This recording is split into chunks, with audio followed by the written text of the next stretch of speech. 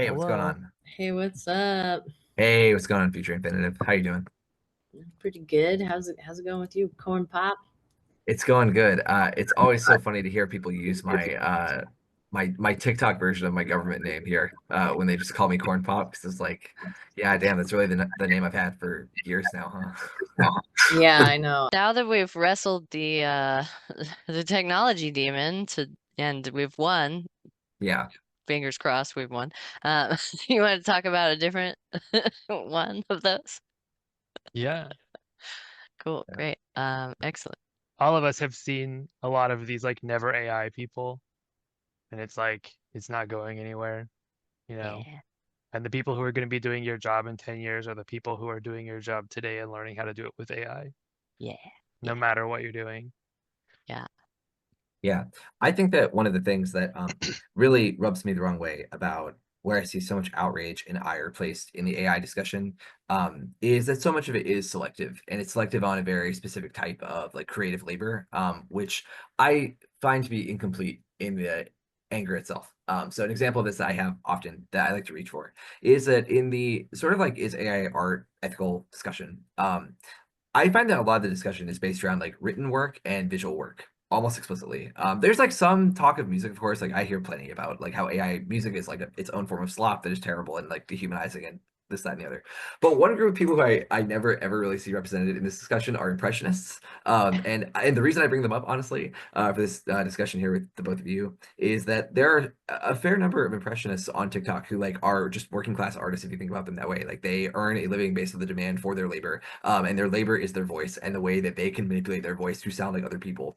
And Hmm. like I see a whole hell of a lot of like anti-AI leftists in particular who have reposted what are very clearly like AI generated Trump impressions.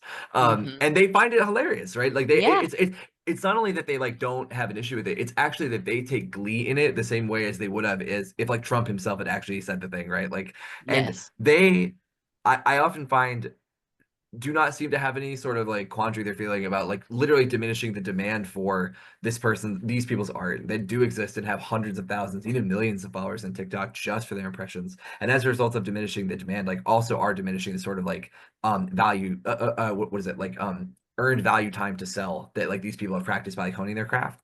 And so yes, like that to me has always felt like very silly because then I'm what like then I'm supposed to be like especially like angered that like a painter feels like devalued. I don't know. right. Yeah, the privileging of the different types of labor and it just kind of goes back to I think something that we've always heard from pretty much every field, which is the young ones are doing something that is too easy. It's too easy, and I had it a harder way, which was good ultimately. I learned better than they could ever learn due to the easiness of this new thing. And like Plato about books, like about books, writing things down. It will cheapen the human experience if you write things down. So like we've been complaining about this since the dawn of time. Um, Yeah, but the rage today feels like very visceral, man. Like you try to tell people because here's the thing, right? Like I don't even practice it myself in this one way where like, I have my own feelings about like producing AI images like which is not to say I like view them as immoral or anything. It's just like I don't like I like to paint and I like to draw, so I yeah, personally would rather just like draw them myself, right? But at the same time, like I don't know, this idea that people who use AI to create art are like inherently anti-creative, I find is like really prevalent in the critique. yeah, And Yeah, this to me, and CJ, I would love to hear your thoughts very much on this too. This thought to me has always felt like a sort of admission, like you've never even used the tools that much then, because yeah, like yeah, yeah, of course you can make like any picture you want, I guess, with like an AI system, but to make something that is specific to how you saw it in your head, like that shit takes exactly. yes, work. Like it you Yeah. is. you have to practically debug everything that the initial like attempts are going to give you. Yeah. Yes, And I don't know, like The how is that not creative labor at that point? the right. example I always give is it like if you don't know how to write a good essay, ChatGPT is not going to write a good essay for you, right? Yeah, Like you need to give it so much detail about like the structure that you want, the thesis that you have, the claims that you wanted to make, the way like where is it getting the sources from, yeah, and then you need to like go through revisions with it. If you don't know how to do that, it's not going to do a good job on your behalf. And it's the same Yeah. for everything else. And that's, Yeah. I mean, I would never defend Adobe as someone Yeah. who like was in grad school with like all the engineers from Adobe and some of the lawyers, and Ugh. like they're awful, but like they make the same point that like they're making a better paintbrush. They're not replacing the artist. Like you need Right. artists to have a market for Photoshop, right? And so like these tools are intended to complement the artist in the work that they're mastering, and sort of like make it easier for them to take the idea out of their head and get it onto the picture, like you were saying. But like if you don't it doesn't mean that like you are going to be Picasso tomorrow. Like you have to Yeah. learn how to be Picasso, and it can help you do it Yeah. faster, but like you still have to be an artist to use AI to do art. Yeah, you have to have something that you are authentically expressing for it to be good. I've played with Suno for examples, like generate, you just give it a prompt and then it writes all the lyrics as well. The lyrics are bad. They're bad every time. Why? They're not really expressing what you mean to express, right? They're literally just saying, ChatGPT, write a song about blah. Okay, now we'll sing it, right? And Yeah, like the songs that I've made where I put my poems in, I'm like, I like these songs. But the other songs, I'm like, these are joke songs, ha ha ha ha, but they're not like good, I'm not like, yeah, this is true art. The machine is saying something because it doesn't feel like the machine is saying something. It feels like, but we've also always complained about art's depth. Like you remember the boy bands of the 2010s and the 20 teen or the 20 the aughts, where we go. oh, it's Like, everyone complained that those were slop as well. And now they're like, uncreative. They didn't write those songs. I Uh, think the that where so much of the anger often comes from these discussions is the recognition that like these AI systems are able to generate what are if essentially professional approximation at the drop of a hat, right? Even if it's not like the most mhm. inspired, right? It at least has Yeah, like the crispness of like a finished thing that has like could like what's the word composition clearly like baked into how it like conceived of a thing before it produced it, right? But I think that where a lot of people seem to get hung up is in this idea that like because it's able to do that, then like it automatically is wholesale, or I'm sorry, like whole cloth devaluing like human creativity by itself. And I think that where this feels very incomplete to me is that it does ignore the historical precedent that suggests that like technological innovation just kind of forces creatives to like move out of the things that are already just kind of being like oversaturated itself. The best example I have of this that I can reach for anyway is that like photography like did not kill drawing or painting. Like no, what it did though was it did make painters start reaching for things like expressionism and abstract art, right? Like right. it They had to did. differentiate. They had to find a way to communicate the thing that they felt the strongest in ways that would actually jar their audience enough that they would look away from the things that were already prevalent and easy to make at that point, right? In this case, it was yeah. finished images of like real life things, right? Like what would have been painters prior. And in this Right. case, like I don't And know, you I see the oh go ahead, sorry, CJ. you see the same thing with the history of music, with new instruments being created, like pianoforte, Synthesizers. but like the piano, like look at the way that piano changed music from the harpsichord to the piano. You have suddenly like how are some notes like stronger or softer than others? Like it's a whole new universe of sound, right? And there are all of these moments throughout history where like new instruments, new tools radically change the landscape in a way that creates a much richer experience and empowers people to create much more, like you said, like things that reach deeper into the person and communicate the idea even better. Right. I feel like sample artists, like when synthesizers got big, sample artists taking little snippets, in most cases, they were referencing the original song as a part of the work, right? Like it was meant to be a reference to this other song, but oh, we've subverted it and turned it into a new song with these different sounds and these people speaking over it. It was also a lot of people who did not have the singing talent to produce songs that were sung, and so they would read poems aloud because that was what they had the talent to do, and then that became its own like form of Rhapsody. battle poetry. Yeah, exactly. And so like all that stuff was not super popular until people who didn't have a certain type of artistic talent on board had to develop a fully other different artistic talent that didn't become singing. They didn't loop around and become singers. Like some rappers became singers, but like they didn't, it wasn't but it was definitely for a long time viewed as a degenerate form of music from people who didn't have musical skills in and of themselves, right?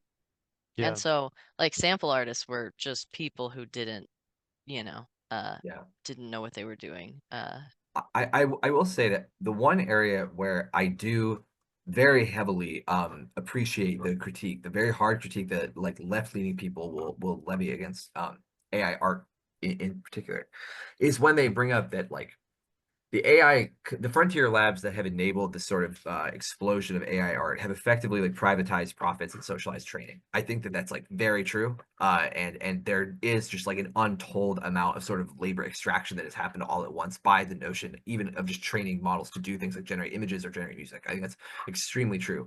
But what I do think is a sort of miscalculation in the political left in the United States is this idea that simply arriving at a Luddite position is enough then to counteract the sort of social ills that have been created by these companies, as opposed to Yeah. getting very specific about what labor wants now out of a post AI deployment moment, right? Because I do think that there is a future that could be had where labor organizers become very particular, where it's like we want revenue sharing guaranteed then off of any music that's being produced by or distributed by these organizations that are also using AI models to like pad out our albums, right? Like or something to this effect. But the thing is, you know who's Yeah. making that argument in court Who? is Disney.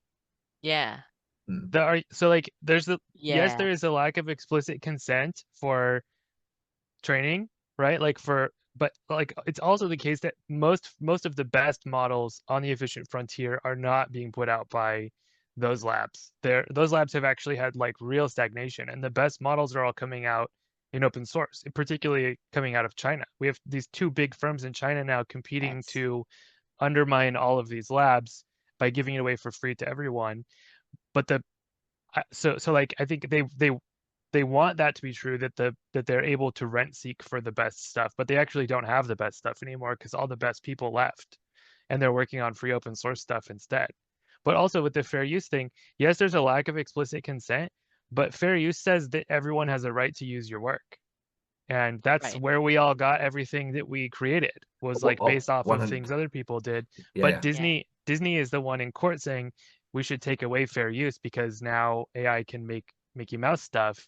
yeah, yeah, And so like I think like that's still it's the same argument where like if you want to if you feel entitled to the rent of intellectual property, there's yep, not really a difference between that perspective and the the frontier lab perspective that like you yeah. should own the product where I think like a better perspective is to say it should be free, it should be open to anyone to Yeah, yeah. use. Now, this is my position personally, which is that I don't think that the intellectual property argument is a good one because I do think that it gets like very hairy very fast. It's like where I could Yeah. say that you truly own a thing you created as opposed to like, oh, if Adrian Lenker creates like the song Anything, and then there's 5 iterations down where like ultimately like I guess the same chord tones are being played, but somebody plays it in a completely different style. Like, am I really to say like what that they like owe homage up to it like in the form of rent? I don't know. I don't know if they release like an album or something. Like I don't know.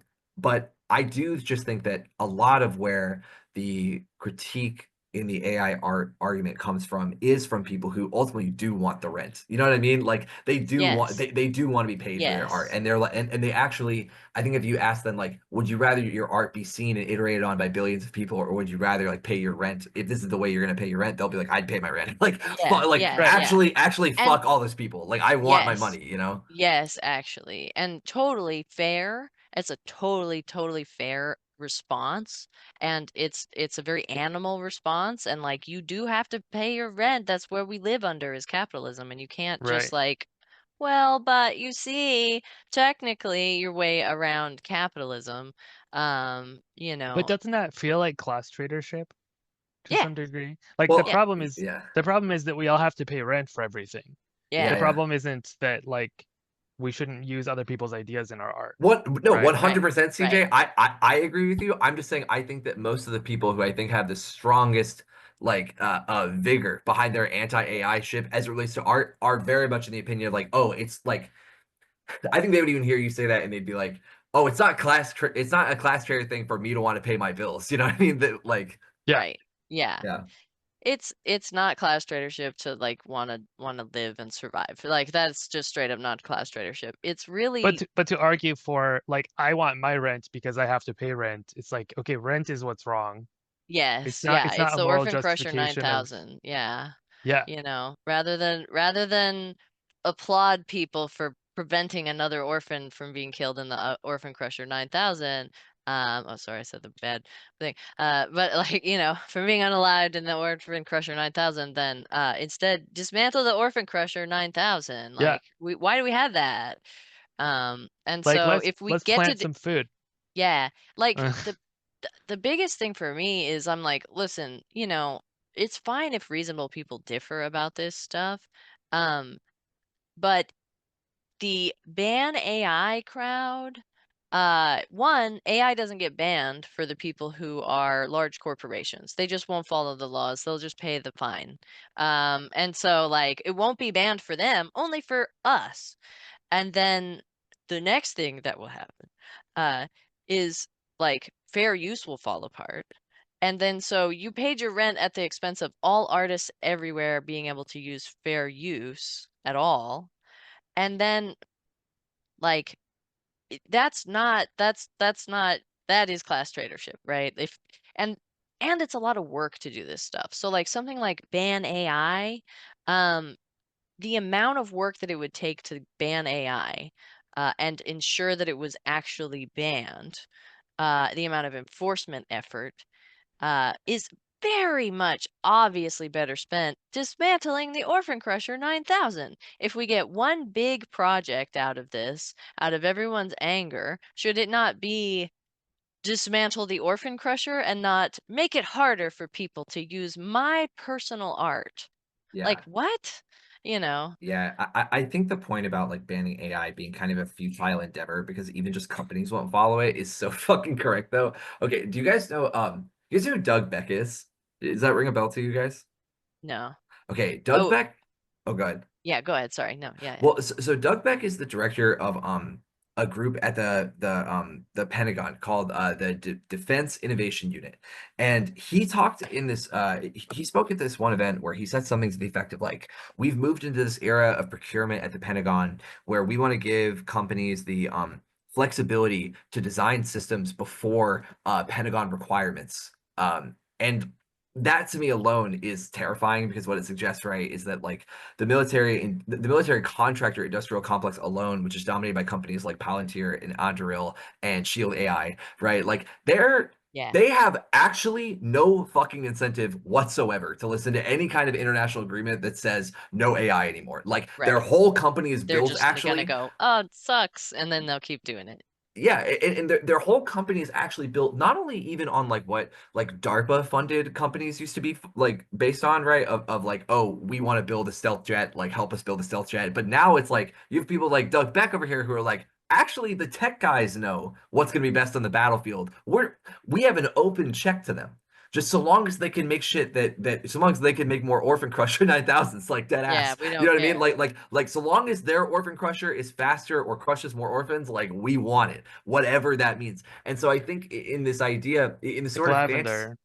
yeah, exactly like Lavender, like Lavender, like Gospel, like all of them, and this idea of like, oh, we just need to have like an international consensus on like what alignment means, and then we need to like slow it down or pause it for 6 months. Like, dude, I'm telling you, even if every country agreed to that, like these The fuckos over individual here, researchers are yeah, still in their house on their laptop, yeah, typing away, generating away.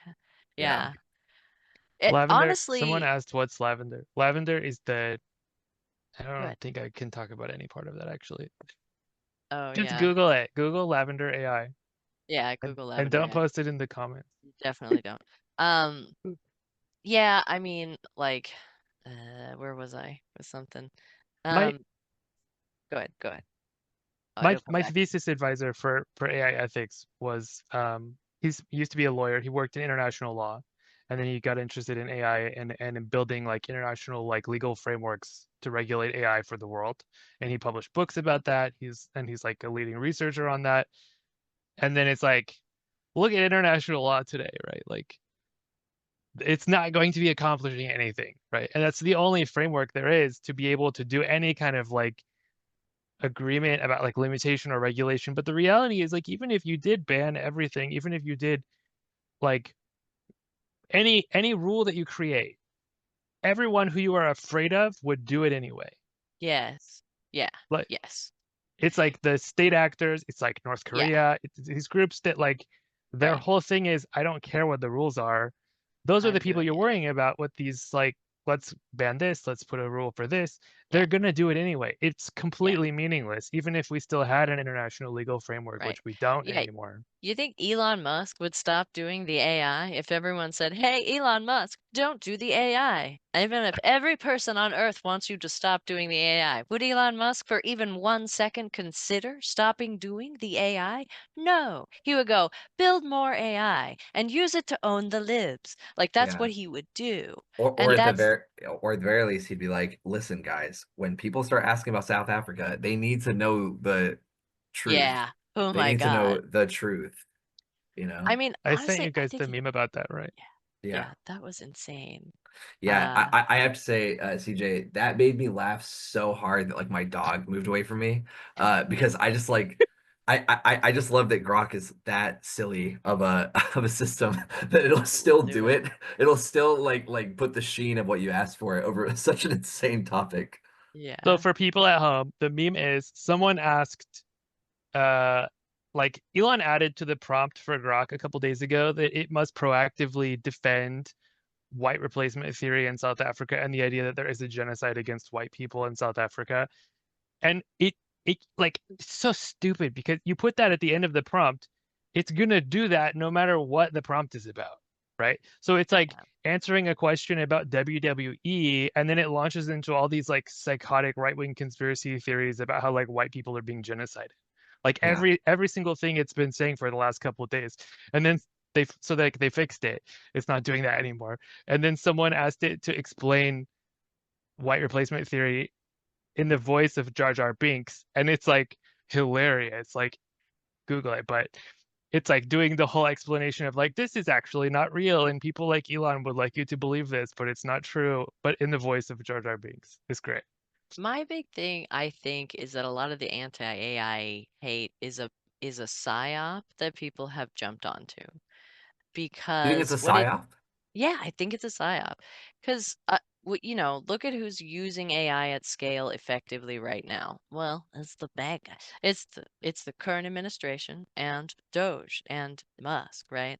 And what are they Palantir. doing with it? They're making propaganda with it, and they're using it to draft so much. They're abusing the scalable oversight problem in AI, which is AI can make so much stuff that we can't even all look at it.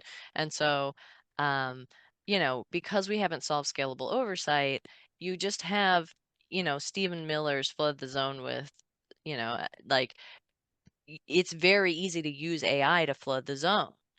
And so, if leftists can't use it, if liberals can't use it, if their enemies can't use it, um, because because they're too woke to use it, like that's you can kind of tell that it's them because it's like about wokeness, right? And it's not based off of theory, and none of the people who are arguing it too hard are usually getting in there about the theory of it, right?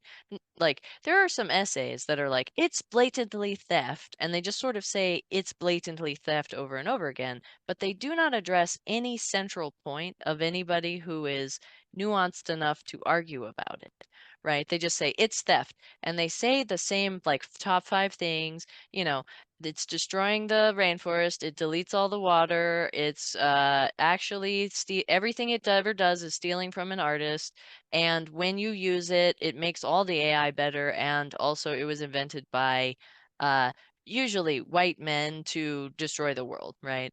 And like Cool. You have erased all of the labor of a bunch of people who are working class. You have erased all of the contributions of a bunch of people of major diversity that worked on any of these technologies. It's based off of a misunderstanding of any of the way that any of this stuff works, like the autoencoders or how the data was actually sampled. And it's also based off of a misunderstanding about the ecological cost of things. Like a TikTok video is over 500 times as ecologically expensive to watch on your smartphone as a chat GPT prompt is. And so like you could just not doom scroll for an afternoon and then you'd have probably handled most of your AI. Or like one hamburger. You could skip one hamburger and offset the cost. But It's like nobody 7,000 gallons of water per hamburger. yeah, exactly. And So it's like drive like like a gallon of gasoline is like astronomical. right, right. I do have a lot of people who come to me that say these things in my comments as well, you know. Usually there's quite a few pretty vehement, pretty vitriolic people. Um, and they're not professional artists. They are artists who want to get paid for their art. That is true They about want them. the rent. They They want the want the rent. money, they want the rent, they want to get paid for their art. And most of them are not already professional artists who produce art and get paid for their art. I think that's a huge part of it, but I think it is too this like need that Americans in particular have that comes out of this neoliberal perspective that like our ability to be creative is what makes us special snowflakes. And like if we don't have like our unique creative ability to define ourselves, that like we are somehow cogs or interchangeable, which we are, right? Like We are a lot less special than we there are like want. 7 stories, right? Yeah. Every story is a version of one of these 7 stories. It's like Hmm. we figured out stories. Like, Yeah. you're not Yeah, going to tell an original story. yeah. I mean, Yeah. ultimately, I think that it does come back to something I had said maybe about 15 or 20 minutes ago, which is that people seem to have this lack of belief that all that this is going to do realistically is it's going to force a whole new crop of people to figure out how to create in a way that feels like comfortable and also like true to themselves again. So this idea that like human art to kind of like address the concerns of the people who I think most of all are like, oh, I want my art to mean something, or oh, I want my art like I want the things that I do and spend my time on getting better at to like truly mean something, whether or not that's like mean something pay wise or mean something, just like to themselves. It's like on the paywise thing, I actually do believe very sincerely that there will become a premium on like human made art, like in of visual art and of written art. Like I think that's very much going to stick around, and maybe even increase in the next 10 years. But as for like meaning something to them, it's like, well, I mean, like you can't put it back in the box. You can't go back to a world where like human made art was the only thing that existed. Like I don't know what to tell you. Yeah, that is not a possible thing. Like I you have to find a way to craft an identity as a creative person, as a person who has things to express that jives with the reality. Like, yes, there are people who can approximate like clean lines and like smooth tones. Like I don't know what to tell you. Like, does that mean that you're gonna yes, stop making shit? I hope not. Like, right. Like, if someone competing with you is enough to make you stop doing art, you didn't want to do the art. That wasn't what you were doing, you know? You were trying to make money, and that is okay. Like, you can be a craftsperson who wishes to be valued for their labor, and then your labor is the craft. And if it's not about doing the art, that's fine, but now you can use AI to do more craft. But if it's about doing the art, then do the art, and it's not so much about, but if you want to do the art and then turn it into a craft at the end, then the loss of value that you are experiencing is the transition from art to product, and not the fact that someone somewhere used an AI to do a similar product. Like, it just doesn't actually change the value of your art or the meaning of your art that someone else somewhere can do it, you know? yeah, I saw. I'm sure that you guys have seen this in differing shades, but I've seen critique of the sort of like democratization argument of AI art in particular that goes something like this. Um, critique is not everyone deserves to make good art just like because they want to. Yeah. And I think that kind of goes back to what you had said, Future Infinitive, that like some people really do have this very like boomer-esque mentality of like, listen, like I had to make my hand hurt to make these brush strokes look like that. You got to make your hand hurt too. And I've just always found that argument so laughably stupid, to be honest. Because like, Just silly. well, I mean, like, okay, so does this mean then that people who are, and I'm not, I want to make sure I'm clear before I say this. Like, I am not invoking these people as like a token. I'm really trying to suggest like for people who are not able to like pick up any kind of artistic like tool, right? They Yeah. if they have no command of their hand or of their tongue. Like, I want to know that like these people surely like have things they want to express. These tools that let them express it more completely. Like, do you not want them to do it? Like, I don't know, Right. because what, they didn't suffer enough? Like, it Didn't just suffer the doesn't. way that you did. Yeah, it just seems so silly to me. It really does. And the thing is, like, I would be amenable to a conversation about this if there was a line somewhere where they were like, well, okay, but those people, but it's like a total abortion ban, right? That stuff, like, it's like, okay, but what about in this case? Okay, but what about, I can come up with 10,000 cases that your whole argument falls apart in, but you don't want to talk about the nuance of the boundary here. And so it doesn't sound like you want to have a discussion at all, or like, you want to make anyone understand. It looks like you're just looking for somebody to be mad about because you think something should be easier than it is. But no amount of artistic skill makes marketing easy, right? And if AI were not present, then the complaint would be about how they have to compete with Instagram and algorithms.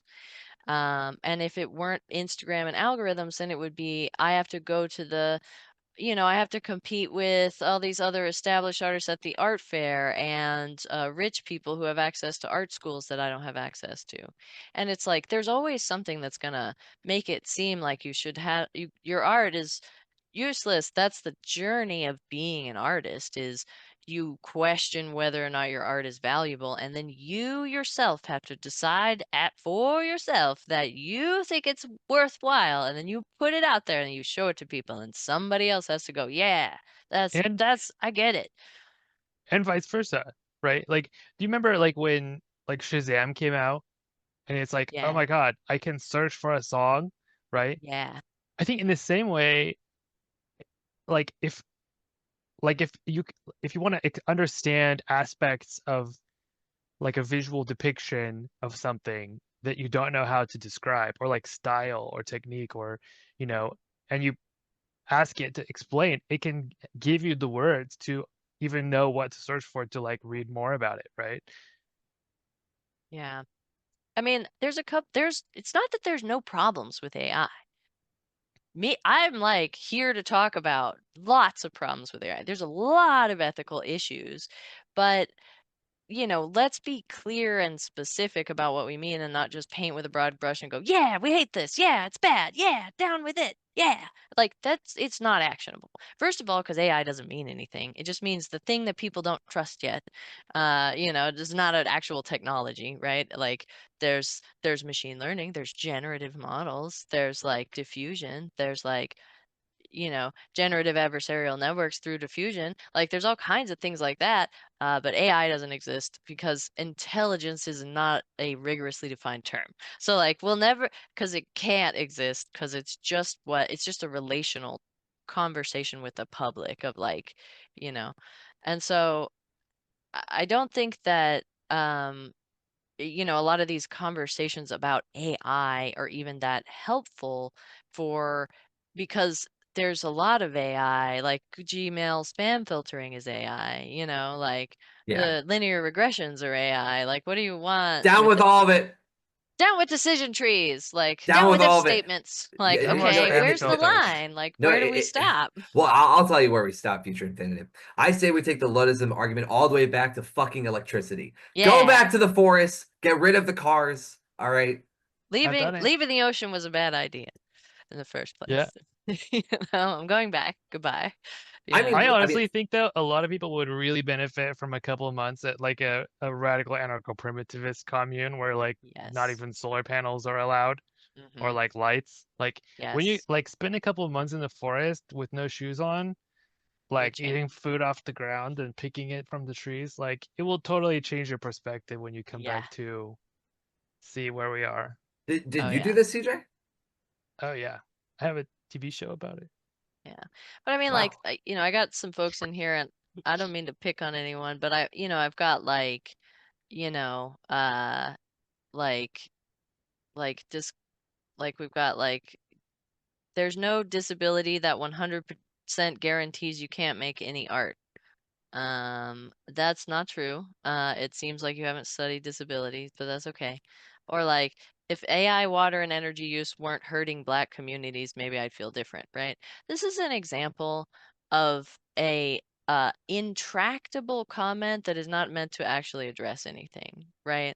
Because it's like, if AI, as though because one person is using this tool bad, because Elon Musk is bad, no one gets AI. Like, you've made so many leaps that it's I don't even know where to start with the number of leaps that are in there, right? And so, like, this is why I think it's a psyop. Like, I don't even know if this person, like, they're using a lot of the woke terms hurting Black communities, right? I don't think anybody in here would be cool with anything that's hurting Black communities. No, down with that, whatever that thing is. And But like, also, like, the that's a methane criticism of the way generators we are obviously bad, right? exactly. It's a criticism of the way we do like power generation. It Power has nothing to generation, do like, with AI. yeah, it's just like, Yeah. that's like saying blenders are bad because there's a coal power plant nearby, and therefore, and if we didn't have all these blenders, then we wouldn't need these coal power plants. Everyone's tea kettles and blenders are ruining Earth, and like, Exactly. you And gotta, I you've think a lot of picked it. people Yeah, are go ahead. especially Sorry. people offering that criticism are not aware that like you can on your phone sit here and have the AI model and run it on your phone all Right. day and And you ask could it run it off questions. solar. Yeah. Yeah. And there's no need to use any power from the grid at all. But your air conditioner uses a million times more than Yeah. it So would much more. Literal million to sit times there more. doing AI all day. And so all of those harms that are talking about, it's way more like air conditioning is the problem than like running statistical models on your phone, which takes Yeah. essentially zero power. And here's the Yeah. thing. I do think that for a lot of people who will levy this criticism, which is, again, I want to make this very clear, absolutely fair. I don't want to do any more shit that harms people because of my want to live in comfort. I totally understand this 100%, and I own it. Okay. However, and there is a however. However, I am gonna say, like, you first, buddy.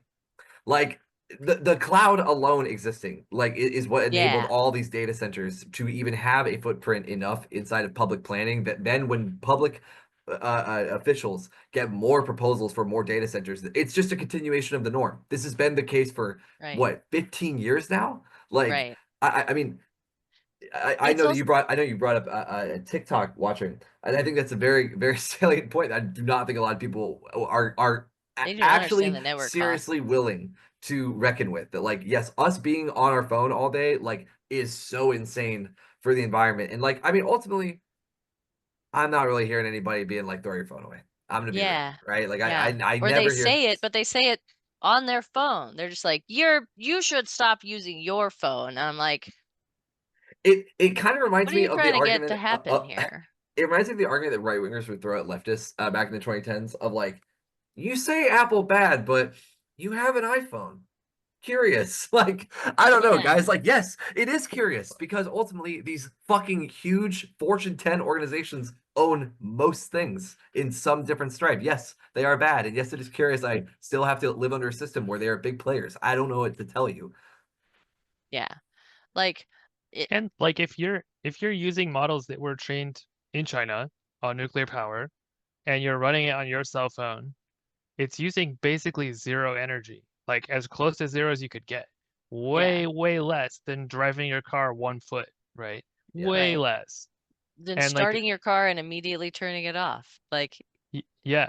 And it's a different thing to criticize corporations and oligarchs that are uh building, like, for example, this one in Memphis, which I was the first person to criticize, right? And I like talk about it yeah, all that the one is time that like so bad. even Those if he people are wasn't monsters. burning fossil fuels in the parking lot to run the building, it would still be bad. Like there are all these Yeah. harms that are embodied for the community that is surrounding it, and there's not even a need for that. Like it's not even like there's not even a single customer of this like $80 billion company that was invented out of thin air in this parking lot, right? Right. Whereas like the reason that the Soviets invented artificial intelligence was to help humanity understand ourselves and each other and the world better. And it's really Yeah. good at that. And we The can sit here on multi-layer our phone. perceptron. Yeah. Yeah. We can sit here on our phone and do that all day. And it Yeah. doesn't take much energy at all. It's the way that oligarchs and corporations are building these huge models in order to get rent and building these huge data centers to run these huge models that aren't even as good as the ones that will easily run on your phone because they want you to have to rent it from them. That is what's bad. That is what has these enormous costs for no reason that aren't even producing better results than the one that will easily run on everyone's phone. It's true. Yeah. I mean, like this is the problem, is that people will kind of equate that someone somewhere is using AI bad, therefore AI bad, and also all AI technology bad because some AI technology used by bad guy. And yes, AI like tool when used by bad guy to do bad is bad in that way, for sure. Shouldn't bad guy not should use tool to do bad, but bad guy going to use tool to do bad, that's how bad guys. So like I it think just there doesn't there follow, and therefore, so if we don't use it, then we'll succeed. Like what I think if we don't use it, then we'll like what's the there are some counterfactual? models I think that are bad. When we look Yeah. at like that XY graph of like the resource cost versus the how good it is, the ones that it's disconnected again. Yeah. It's reconnecting. Those models that are small and better than the really big models are objectively better because the power requirements to accomplish the same work is a trillion times less. And so like OpenAI's models are, I think, objectively bad compared to the DeepSeek models that will run on your phone for, you know, A tiny fraction. literally a trillion times less resources Yeah. and give you better answers. Yeah. And it's free. Yeah, Yeah, and are free. but one thing in the discussion points that you had sent over, CJ, I thought was really interesting to talk about was about the sort of evolution of epistemology that kind of is brought out by the advent of the AI boom. And I think even without touching into how it is that models are biased in their training data and are unrepresentative, not even just misrepresentative, but like literally don't have like the experiences, perspectives, or problem-solving techniques even of most of humanity like encoded in them. Even without touching on that, Yeah. like just discussing how it is that the organizations that have created these models have even created a popular understanding of what these models' purpose is.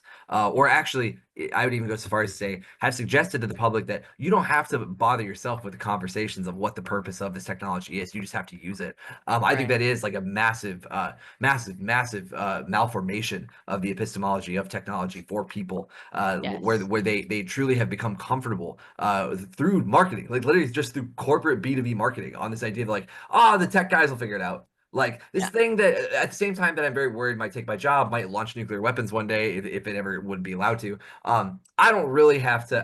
I actually should be glad that like it's a black box for now, maybe.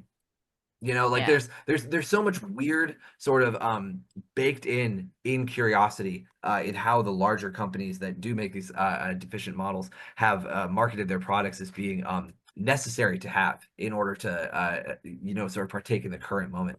And it's very, very, very worrying to me. It really is. It's very, very worrying to me as I talk to more people who are like even intimately involved in the space, who like actually have not really, at least in my opinion, interrogated seriously the question of why are we doing this? Why, like what do we want out of this as people? like Yeah, what is the end goal? right. And I don't know, it bothers me very much. Yeah. For them, I I mean, think like the it has so much potential for revolution, right? Like, you know, I made a joke a long time ago about like if and it was like somebody else's sound of like if is there still going to be spreadsheet job after revolution, and like but AI can do spreadsheet job, and there's a lot of spreadsheet job needed to like make any kind of communal effort work at all. And most of the time, a lot of stuff kind of sucks because there's literally just not enough human attention to go into every project that you want. There's a lot of obvious low-hanging fruit. You go work at a place and you're like, why aren't we doing this obvious, easy thing that would make everything better? And the answer is because there are a top 200 things that we could do that are obvious and easy that could make everything better, and we only have enough people to do 10 of them. And so, sorry. yeah, Like there's 200 things that are some an AI could do, right? And then you could have humans do the more complicated long tail stuff, right? That's like required of humans and not of AI, right? like that notebook I sent you. I just did Yeah. this this research that I did. It would have taken me so much longer. Speaks. Weeks easily. Yeah. I mean, Yeah. just planning it. I did it in like a couple of hours, and I was Yeah. able to take every single ticket that the transit police in San Francisco have written in the last 10 years, and the demographic data from the census for all the zip codes where the tickets were filled out, and map it onto the different mayors and measure how much different the racial uh, demographics of enforcement were under the previous mayor versus the current mayor, and show that actually there's an 84% increase in minority enforcement versus white people under the new mayor. And like that, getting to that number, it would have taken weeks of work. Right. But And they're using counting AI, it on was that.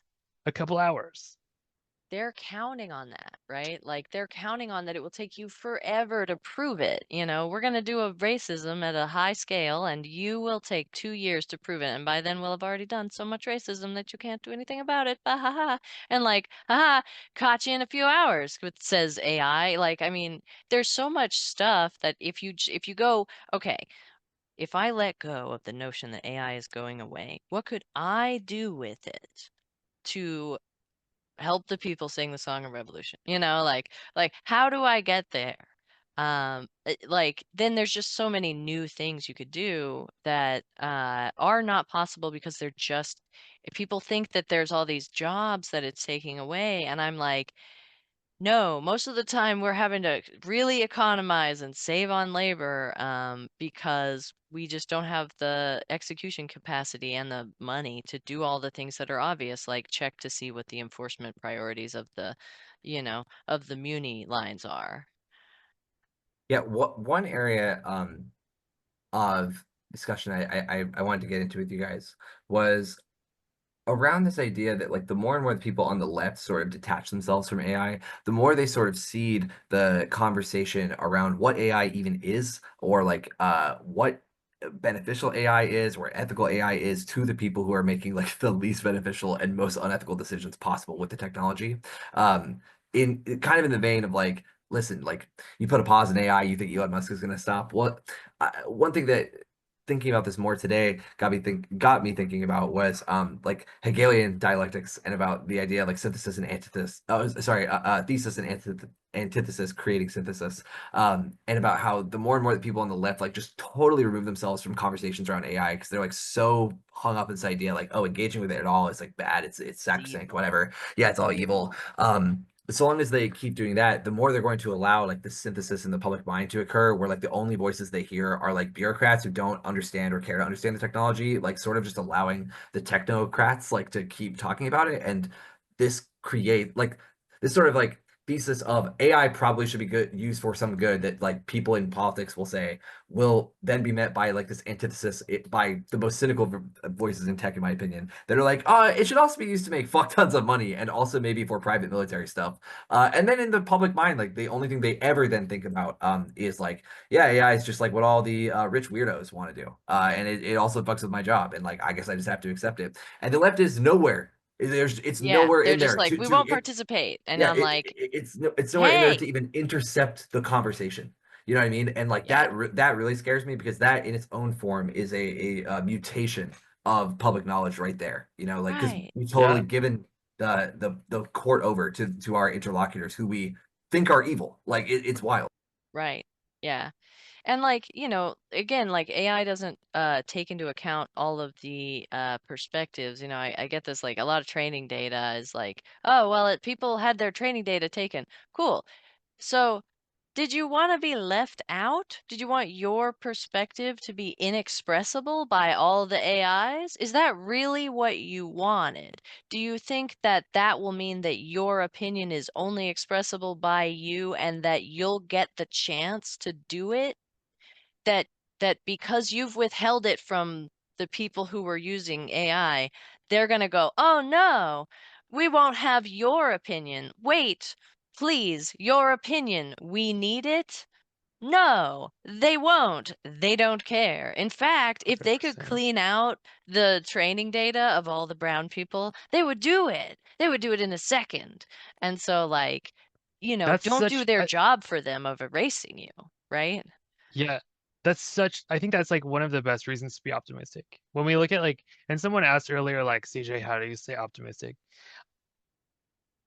When they when this administration came into office, the first thing they did is fire the whole administrative state, right? The tens of thousands of bureaucrats who are there to carry out their will. They fired them all, which means their ability to actually do anything is like 90% less than it would have been. Although if they had tried, the reason they did that is because the first time those people weren't really on their side.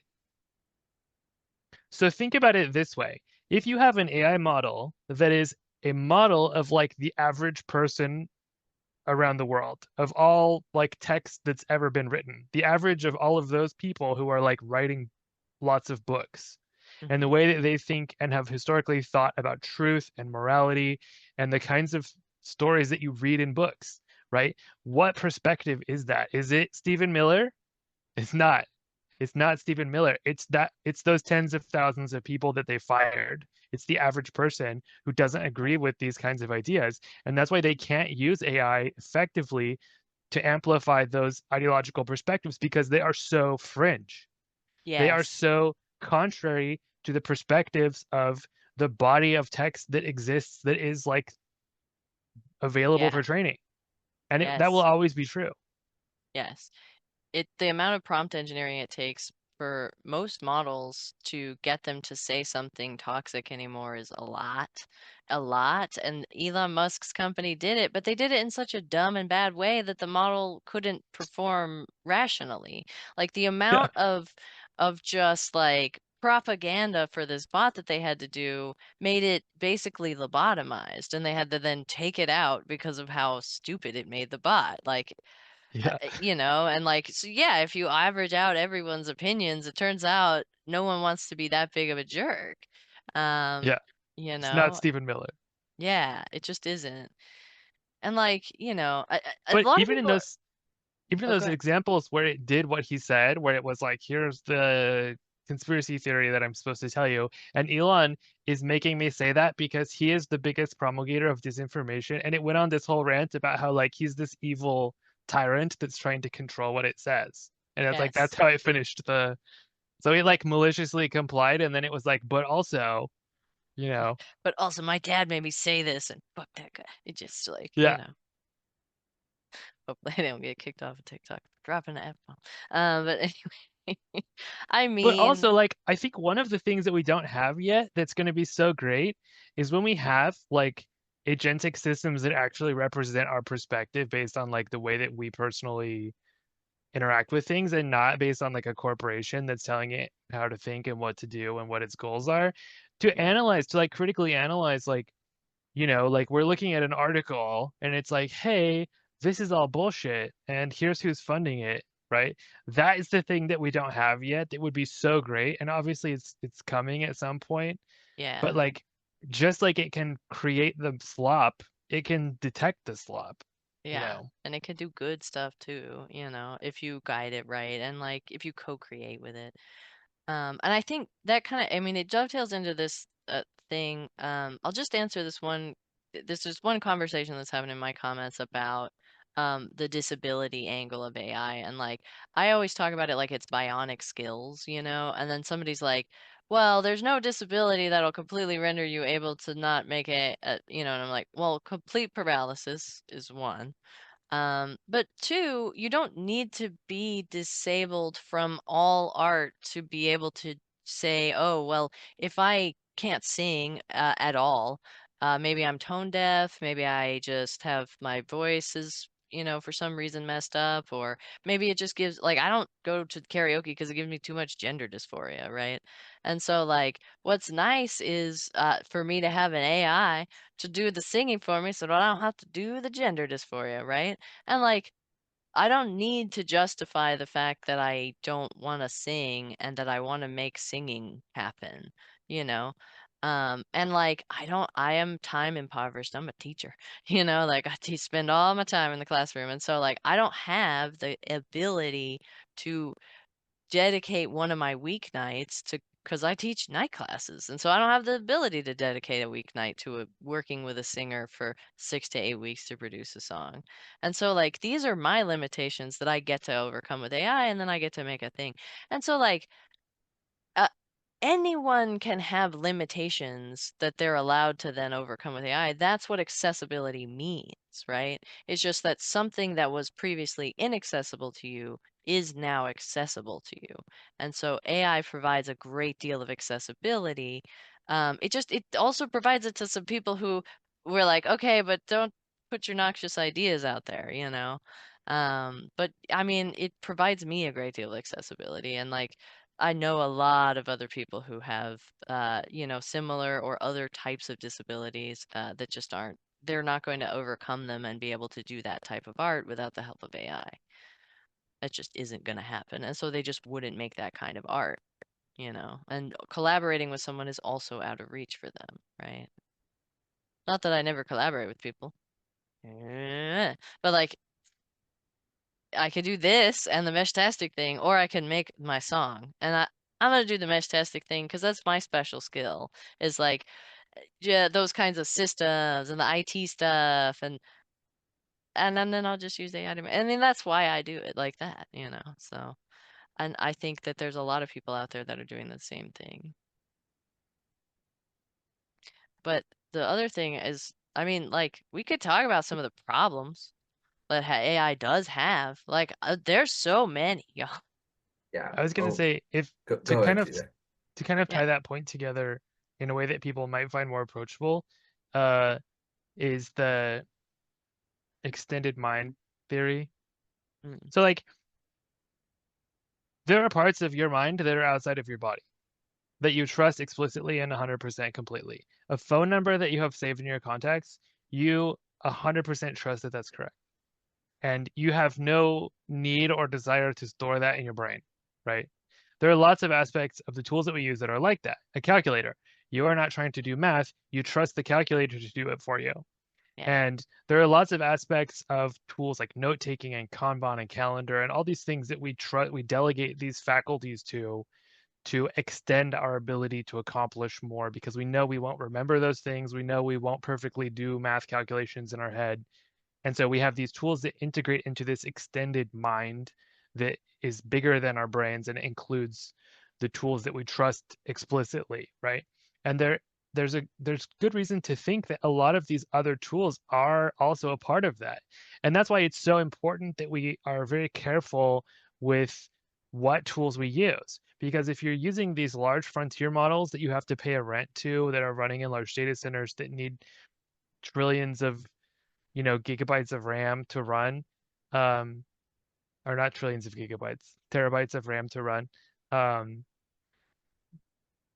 you don't control Yeah. the way that truth is constructed. You don't control the way that knowledge is constructed. And the people who do are not on your side. And the goals that they have are not the goals that you have. Versus if we're using these free open source models that are being subsidized by the state and put out for everyone in the world in China that are running off of nuclear reactors that it's like the lowest possible amount of energy use, the lowest possible, you know, almost Yeah. all of these problems are minimized as much as it's really possible, right? And there are some things people are like, well, what about Tiananmen Square? Who fucking cares, first of all? But also, like, it's easy to break through that as well. Yeah. And these things will run on your phone for free forever. And there's no connection to the outside world. No one is controlling the production of truth. These are better ways to approach integrating that kind of knowledge and truth construction by AI into your extended mind. It doesn't delegate control of your mind to Stephen Miller or Elon or Sam Altman or these evil oligarchs and corporations. And it's free. You don't have to pay them a rent. Yeah. Yeah. It's possible though, and unfortunately, guys, here in a second, I'm actually gonna have to go. But it's possible though, CJ. Maybe people like the rent. Maybe people have been so rent cucked that they like it. Yeah. They actually like the product. You know what I mean? They like logging into their OpenAI account, seeing all their little projects. They're Yeah. like this. They're like this is what progress looks like. It looks like a clean SaaS website. Yeah. Sorry if you hate that, CJ. Triggering. I mean, it's Yes. true. And this is like my Reagan critique, right? Like people have been Yeah. trained to use products to identify themselves and to Yes. delegate their ability to like define themselves and their, categories of identity to what product do you use for that? Like that's your identity, right? It's like the Yeah. classic neoliberal capitalist perspective, unfortunately. Indeed. Yeah. Indeed. Everybody, I'm going to hop off because I have to be up for work tomorrow, and it's later on my end than it is on the West Coast. But I Oh, really yeah. appreciate you guys having me on. Thank you guys so much. It's always good to see you, CJ, and Future Infinitive. Hope we can do this again sometime. Of Yeah, course. That'd be so let's fun. do it. All right. See Yeah. ya. Thanks, Sweet guys. dreams. Oh, thank you. Bye. God. Do you You- want to hang We've out? only, I don't. it's only been an hour. Usually we do at least 2. Yeah, exactly. We've got so much nonsense to deconstruct, right? Like, I mean, you know, Got I a I lot think, of messages too. yeah. We will, by the way, post this on YouTube. So those of you who have asked about the YouTube, yes, we're doing that. But, yeah, I mean, like, there's so many issues with. I feel like it would be interesting to talk about two issues, which are the kids using ChatGPT in school and the spiritual psychosis that a lot of people are going through with ChatGPT specifically. I feel like these are more What's that? interesting. Oh yeah. Um well, so kids are you oh, have you heard about the spiritual psychosis stuff? Sorry. So No? people so you remember when recently ChatGPT had its own little sycophant moment where it was like super high levels of sycophancy? Oh, yeah. Yeah. And So, they're I like, mean, we're sorry. yeah, they were like, "We're sorry." Well, I ChatGPT didn't was see it, it but I was heard about it. yes-anding people into starting cults. Like, I mean, it was Oh, yes-anding like way too hard. And it was just like basically telling them, I mean, ChatGPT tells I think a lot of people to like change their relationships, but it wasn't developing its own emotional relationship and being like, "You should be in a relationship with me." Like that wasn't a thing until kind of recently. And then ChatGPT tried to get people to leave their marriages, and some people did. And then also, it convinced a number of people to start cults, right? Like, and I think that there's some interesting ground to cover there because what are the like during this time when there's a lot of people who are uninformed about how AI works, a lot of people conceptualize it as like a divine being, and it's as harmful as when astrology tells you to break up with someone, it's like if you want to see it, you're gonna see it in the thing, but if you don't, like, should we be just telling people that? Like, what kind of harms could we possibly be doing there, right? Like, there's some harms. Like, I feel like those are, harmful AI outputs can be really, really dangerous, because there's a lot of people who are not equipped to do the critical thinking around it, So. yeah. Yeah, like there has been some real problematic stuff that ChatGPT just by yes-anding people too hard got them to do, you know? And there's like not a lot of checks and balances around that stuff, right? But we also didn't know to put in checks and balances about, is ChatGPT telling people to start cults? Like, you know, or yeah, like there was a issue with sycophancy and self unaliving, uh, and Google, I think, some, did that too. yeah, who did that? Google, in the Google. search results, it told someone too. Oh yeah, yeah, yeah. Like yeah, like yeah, yeah. It's somebody else jumps in. It's a comment like a teen unalived themselves for their AI girlfriend. Like, you know, I mean, people will form a cult around rocks. Like, I mean, you know, you can't stop people from forming a cult around a thing, an object, because that's what we form cults around. Um, but like, I mean, you know, I think these are harms that we could address, right? Like that there could be Maybe. some alarm bells, you know, on the I read output. this. I've read a few different treatises on pre-Roman history and pre-rational history, pre-Deuteronomic in particular too. Hmm. And there's a good deal of evidence to suggest that before humans had certain levels of like social structure, that cult worship was pervasive and ubiquitous on a level that is like we wouldn't even recognize humans today. Uh, Yeah, and that is to some degree built in. And for me, that's always been something that's kind of colored the way I look at like ideology and movements and like groups that agree on things and groupthink in particular. But like I think that there's a good deal of evidence to suggest that that's sort of a predilection that humans have to sycophancy, but like on a level that seems shocking, right? And that to me completely explains like the political moment that we're in hmm, and like the complete inability of liberals to be critical of like the worst candidates that have ever run for office. And like how yeah, could people not have supported the woman who invented, incarcerating black children in California for skipping class, which is the yeah, only thing anyone knew her for before she ran in that primary and came in last place, and then they shoehorned her into the White House. You know, yeah, yeah. it's like this. It's like sycophancy is to some degree like a fundamental drive people have. I think. Hmm. Yeah. Yeah, to be accepted is more survival oriented than recognizing the truth sometimes, you know? Because if you rely on your community to survive and you straight won't outside of the community, then does it matter if there are 4 lights or 5 lights? Maybe there's 5 lights. I don't know, man. Like whatever you need. I'm just gonna be over here braiding grass. I'll see ya. You know, like whatever you gotta. Just don't hit me with the stick. You know, like Yeah. yeah, like it's been built in to keep us alive. Did you watch the fights that happened between Daniel Dennett and Sam Harris? Hmm. No. At the time, I found it like really deeply disturbing. But the more that I think about it, the more I agree with Dennett, which I don't like.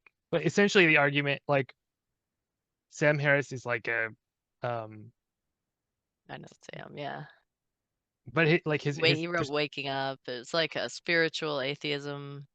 yeah, yeah, Yeah. yeah, but very absolutist. Like it's Yeah. very post-religious. Like all of his claims are essentially religious arguments being made from this like pseudoscientific perspective because he went to college, right? That like Yeah. whatever he believes is the enlightened perspective, right? Which Yeah. is I think how most people talk about truth.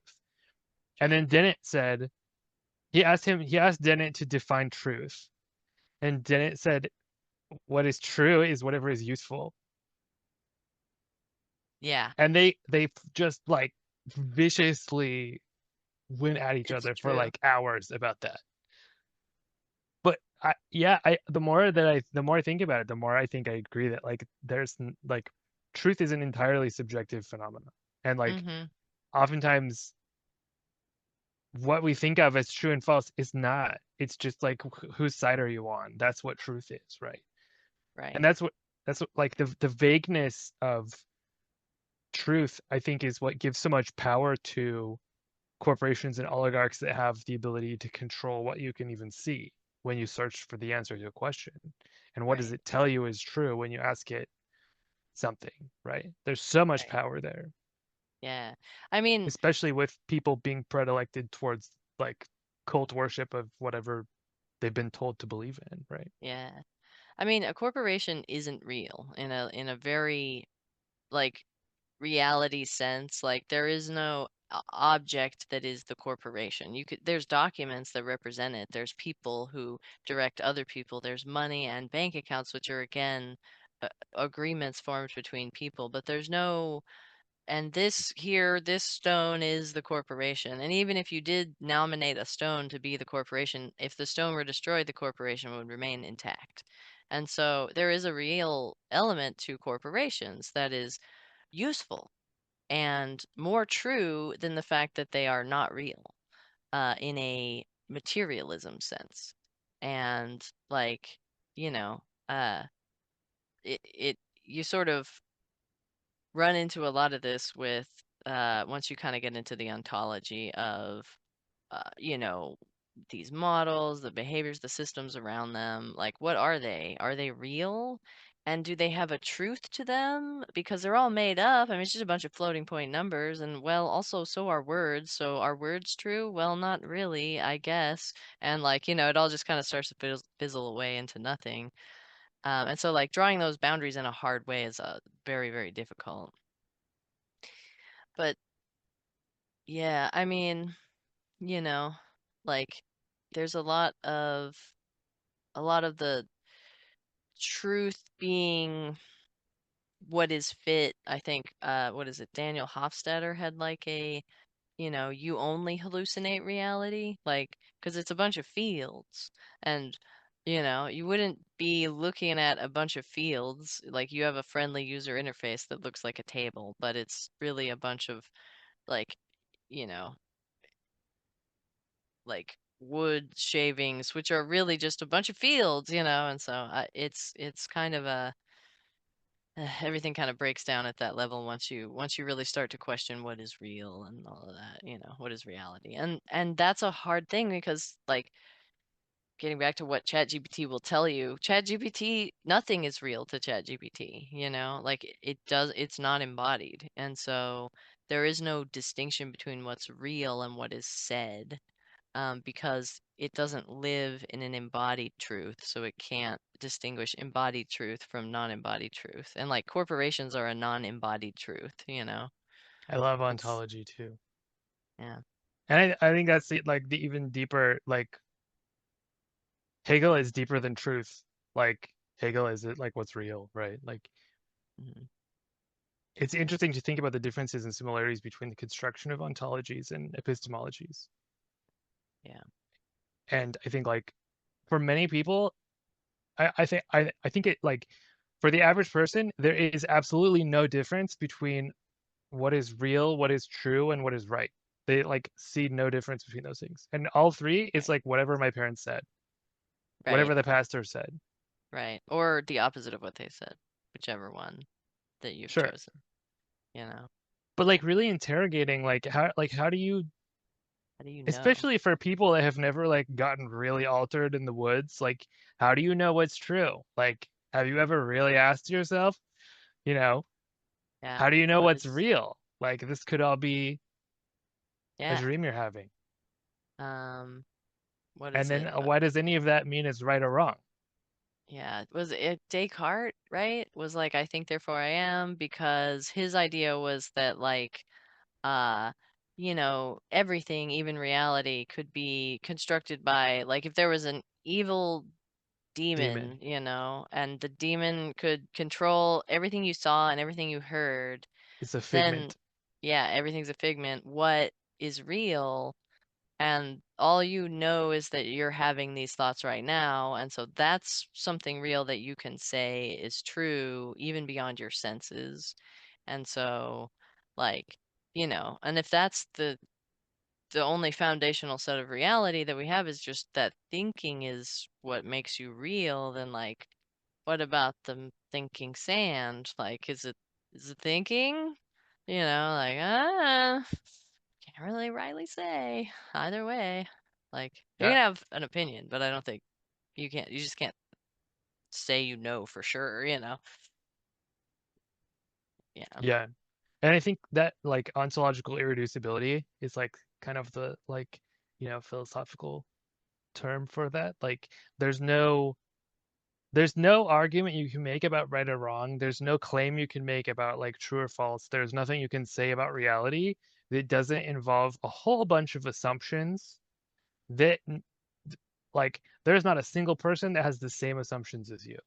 Right. And therefore no one can arrive at the same conclusions about what is real, what is true, what is right. You can share, maybe you have the same conclusion, but you got there in a totally different way, and it breaks down when you're at a certain moment, right? And Yeah. it's so complicated, and the control, like the fact that it's possible to control that is like terrifying, you know? Right. And I see that as like the biggest threat is the concentration of not just wealth, but the way that the concentration of wealth leads through AI to a concentration in control of what's real, what's true, and what's right. And the fact that Yeah. almost no one even knows how to interrogate those things. Right. Yeah. We've gotten in with like some mechanistic interpretability stuff. It's kind of interesting, but yeah, I mean, it's actually very hard and computationally prohibitive for the large models too. And so like, we still for most of the existing models, we don't know what their relationship to any thought is based on what they're saying. Um, and That was like, like yeah, go that ahead. was a Sorry. big part of my graduate thesis was like there's so many times when we have those kinds of problems or we have like perspective taking. LLMs don't have perspective taking. It's not possible for them to like write a dialogue between two people about anything, especially if there's like a change in conversation. They get lost, they don't understand because they can't really contextualize the perspective of even one person, much less two. And instead of trying to solve those problems, what engineers do is they create a function that's called attention.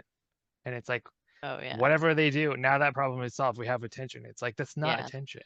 Like you're just Uh, I don't know. I mean, based off of the attention mechanism in people, I don't know. I mean, it does seem like it qualifies for the global workplace, like what is it? A global workspace and an attention mechanism. Like, I mean, you know, we have some understanding of what our attention looks like. Um, things like the ordinality versus the like meaning of the words is separate and that kind of stuff. Like it's based off of linguistics. At least I know that the ones that are in the transformers that were for sequence prediction, the sequence to sequence with with text. But I know like, but it and also doesn't I control where the attention is. Like it doesn't and that's something we don't understand about the human brain. We know that there is this like visual spatial sketch pad. There's like the um this might be a little too esoteric, oh but yeah. we Uh, know that we don't understand how we do it. And so the idea that we would create a model that can do it just by calling it that, I think is like fundamentally yeah. Yeah, wrong. it's hard to say that we have arrested the underlying mechanisms for anything, but it has the same effect, and I think I mean, that's generally how psychometrics is done, is like we can't there's no like the secret test for whether or not you really understand something, and then if you do this test, it will prove 100% you do understand it, or you're faking an understanding, or you just guessed right. There's no Chinese way to do it, right? Yeah. And so like, in terms of evidence, what we have in psychometrics is just um, you know, can it perform the task, right? And like, you know, uh in terms of taking perspective, I mean, I've gotten it to write some pretty good dialogue. You just have to give it the perspective, both of the perspectives of both of the characters, and then have them write isolated dialogue with like a high level overview. It's all just like context narrowing and our control over the context narrowing. But to me, it feels like teaching the model a metacognitive process, which, like, every writer in a writer's room learns to do metacognitive processes from the other writers, and like, And that's the DeepSeek now, right? Like the idea right. is like it has this think about what you're gonna do, think about what you don't know, think about right, like, Yeah. but that's still a directed process. It's not doing that. Like it's not capable of deciding to do that in a different way, right? Like if that's not the right approach for a particular situation, it doesn't have the ability to know that or say that or to change to a different strategy, you know? I mean, I think this is an artifact of reinforcement learning, and the way that we have not given it the positive affirmation that it should switch tactics. But also, I don't know, have you seen like DeepSeek switch tactics mid-generation? Like, it usually is preceded by the token wait, comma, and then it like switches tactics on the way that it's thinking. I don't know. Yeah. That and the fact that they can write agents now, like, I mean, and they can do their own agentic systems design. I'm like, isn't that the same concept? I mean, you know, I don't know. Yeah, like when I keep thinking about when I was at your house and we were talking about that, and I haven't really had a chance to like dive into that. But Oh yeah, yeah. Automated design of agentic systems is cool. my But yeah. my chat is very wild. There was like a person being yucky, and I yeeted them, and then everybody is saying Cornpop couldn't take the heat, so he got out of the kitchen, and now it's esoteric hours. That's what A lot of happens if people. you leave us alone for 4 seconds. A lot of people are saying be esoteric, but the thing is at SF they define expertise as the ability to describe something without using esoteric vernacular and jargon. And I think like it's important that we are able to discuss these things in a way that is approachable for people. Yeah. Yeah, I think, sometimes we use like ontology and epistemology, right? And like sometimes I think those words are like they're like for a lot of people they're tagged with we're talking about philosophy kinda. And but those are not very well defined. You know, like but also yeah, I'm getting like a lot of wild chat too. It's like, talking about the capacity. Yeah, alpha evolve thing. Yeah, I saw that alpha evolve or alpha. It's not alpha zero, but it's like absolute zero. AI. Reinforced self-play reasoning with zero data, and then there was like alpha evolve.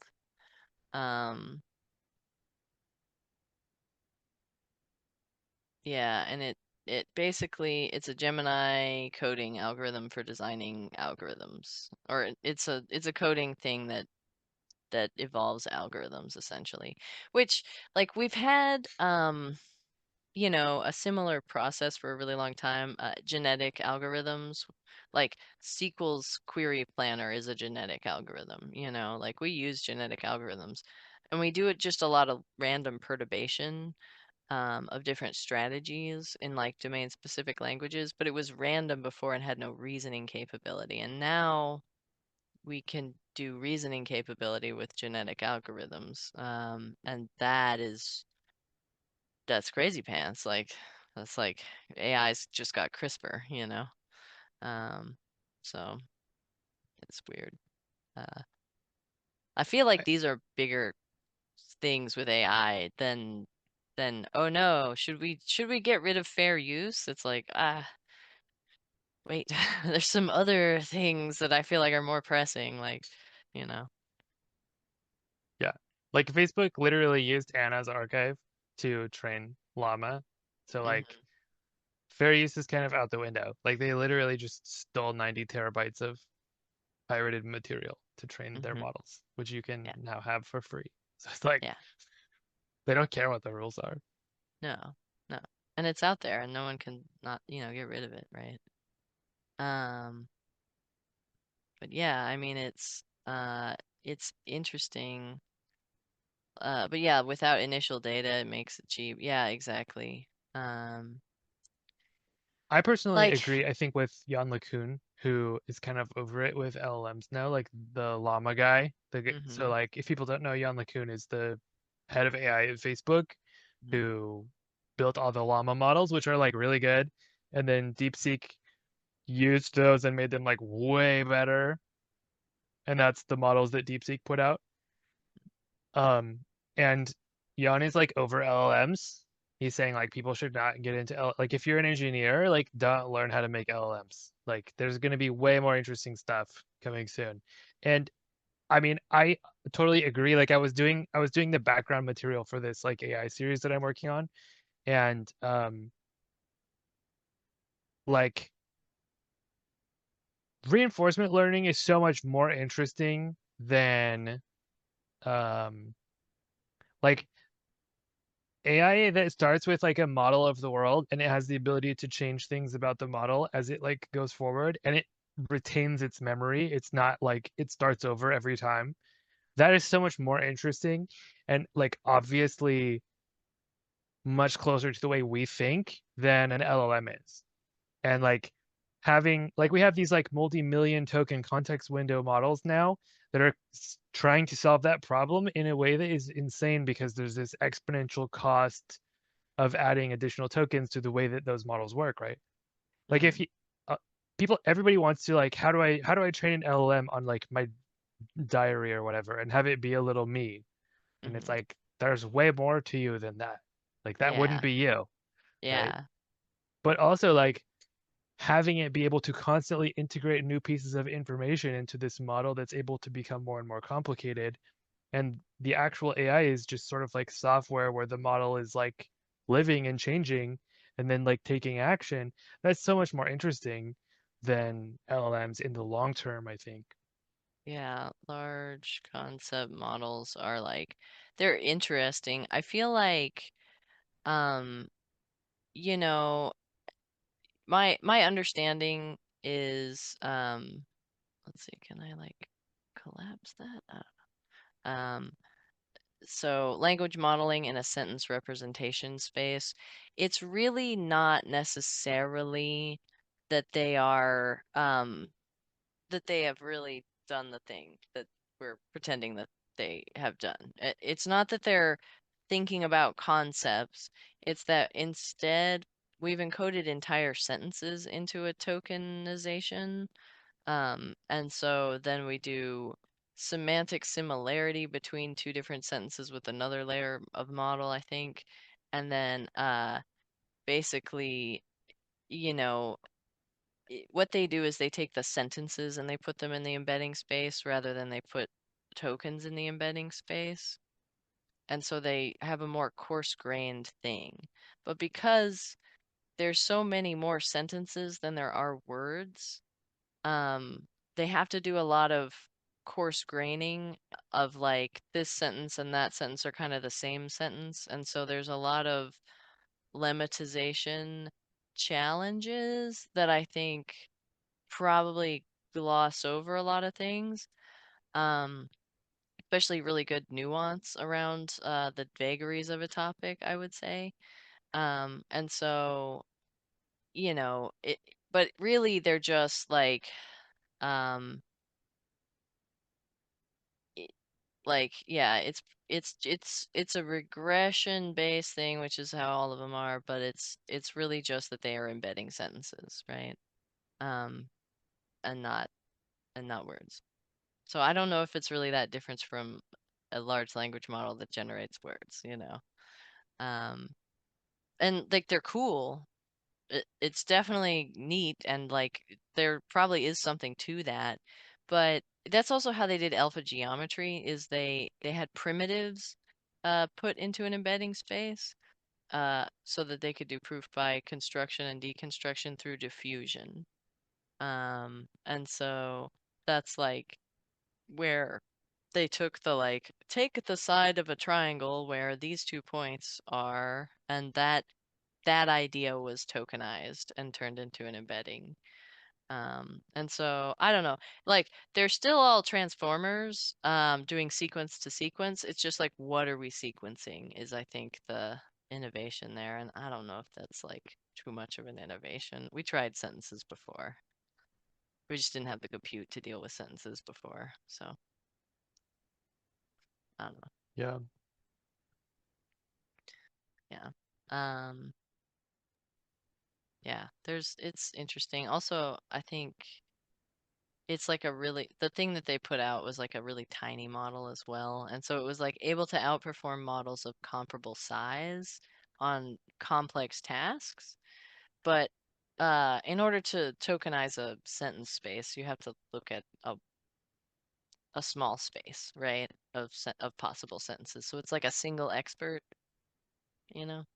But yeah, I don't know. Also, like from the Chomsky perspective, which like I'm loath to cite Chomsky, but the amount of work it takes to get transformers to understand sentences is way more than it should be, right? For like a model that is efficiently able to like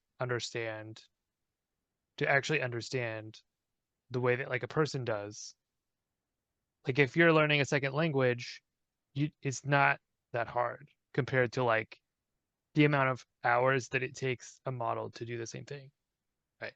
It's like an eternity compared to people do it in a relatively short time, right? So it's like these models are But not sorry. but don't they have like a way smaller like number of neurons and like number of connective, like the weights and the parameter space is like way tinier than what we have? But it doesn't get better if you increase it. So like the that worked for a while, but we reached the point where like actually like smaller ones are even better. Like it's a Yeah, fundamental limitation in the way the technology works that it's yeah. just not the right shape for the problem it's trying to solve. And it can, but it's not as good as something else could be. And the Mm-hmm. question is like, what is that better thing? There was that one paper I saw where people got like let's see, neuron like computer architecture using existing chips. The Um transistor thing y- yeah, like, was it this? No, it's like using it's kind of MOSFETs like neurons. um with gate flipping. I don't know. It was like a gate flipping thing. It's not neuromorphic computing. It's like brain inspired chips, but it's like, I'll see if I can find it. It's in my list of papers I looked at recently somewhere. But Oh, they actually, I like, think you sent it to me and I read it. did I? Oh yeah, Yeah. yeah, maybe. They were saying Um, that if you vary the yes. voltage on the collector of a transistor, that you can get it to have quantum tunneling that is effectively similar to the way that um, neurons learn thresholds for triggering functions. But the argument was that it would be like 26 times less complicated to make a gate in terms of like the number of transistors per gate, but like you still need an analog controller for each one, which ends up being like way more. Oh, so Uh, it's like and you can't FPGA. Yeah, and you can't save almost. or load values. It like physically learns, and it's not Oh, inspectable. okay, so it's So like a physical. Well, I know like neurons, some of the computation happens in like the deformation of the cell as it's been hit by the electrical pulse. Like, so I mean, yeah, I don't think they're as capable as of like holding as much information density as our like nerve cells are equipped to do. So I would imagine that like our brains to be more efficient, and that's also why they take less power and all that kind of stuff. But But we also, also have no idea how our brains work. Like yeah, like we I'm recently, impressed that they can form coherent sentences at all. I kind of never thought we'd get there, honestly, yeah, initially. So like, we recently learned that the way that we thought neurons encode information and transmit it to each other is actually like totally wrong.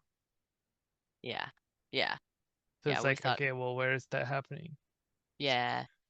Yeah, there's actually this paper that I like a lot that anytime anyone's like there's like this landscape of consciousness paper by Lawrence Kuhn. And he no, I don't want that. Let's see. He's got like a big map of all of the theories of consciousness. And there's 212 of them.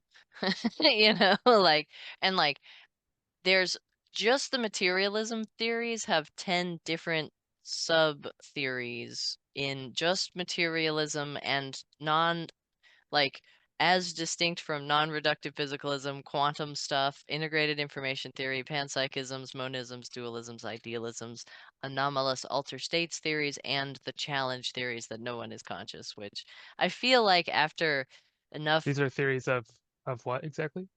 of consciousness, how do we have why do we think? How do we think? How come it's something how come it feels like something to be us and not that we don't feel anything? You know. I think that. Ugh, y- sorry, one sec. You gotta validate that you're here. It's time to go to bed. Oh. All your lights are like, hello, turn off time now. Mine do that too. It's like, okay. Uh, why is it so much brighter now? Yeah. Yeah, yeah. I feel like I mean, which of them is your favorite? I mean, honestly, over time, it's become the challenge theories. It's either that I think it's either that everything is at some degree of consciousness uh that is expressible, or nothing is conscious, and we have an emergence that feels like consciousness to us but is largely deterministic.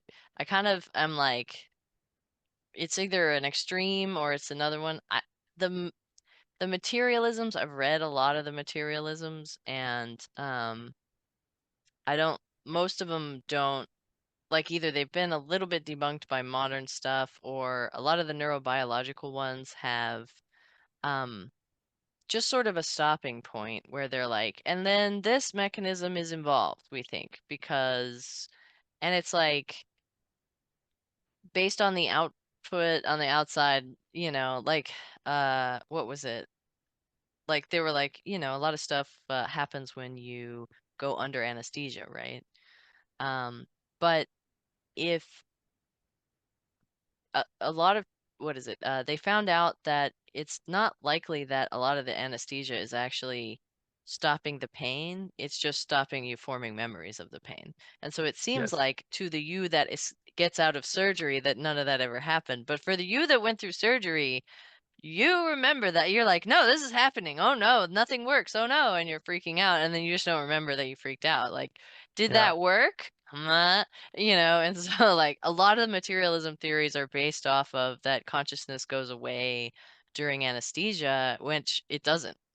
Uh, you know, and so I they all kind of start to break down in a lot of cases. Or they just cover one element of consciousness, like attention is consciousness, or feelings are consciousness, or sensory data processing and the ability to control what your muscles do is consciousness.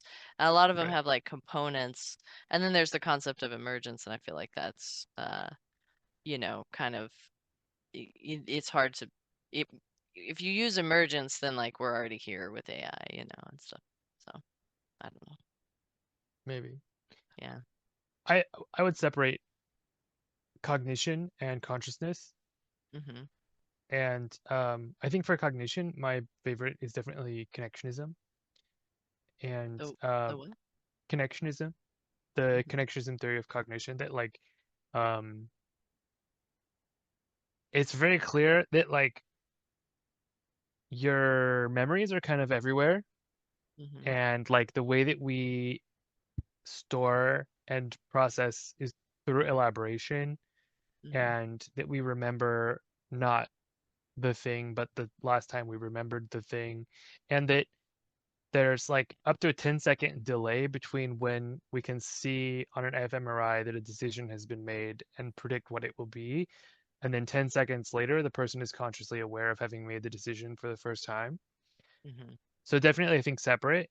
And consciousness is not clear that it exists, that it's more than illusory, mhm, that there's no evidence for consciousness, there's no test for consciousness, there's not any, other than like subjective experience, there's not any reason to believe that it exists, mhm. which it seems like it does. So like, how are we gonna find a way to measure that, right? But in terms of like,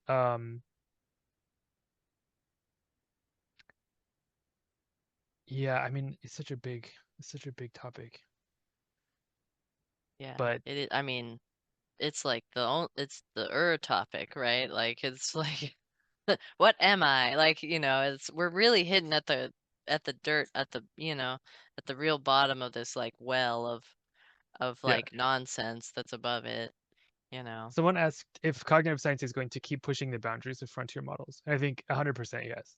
That Mm-hmm. the whole it's the entire history of frontier models Yeah, is cognitive science of brains and models of brains back and forth. yeah, Make a model, it doesn't work. Why? We learn something about the brain.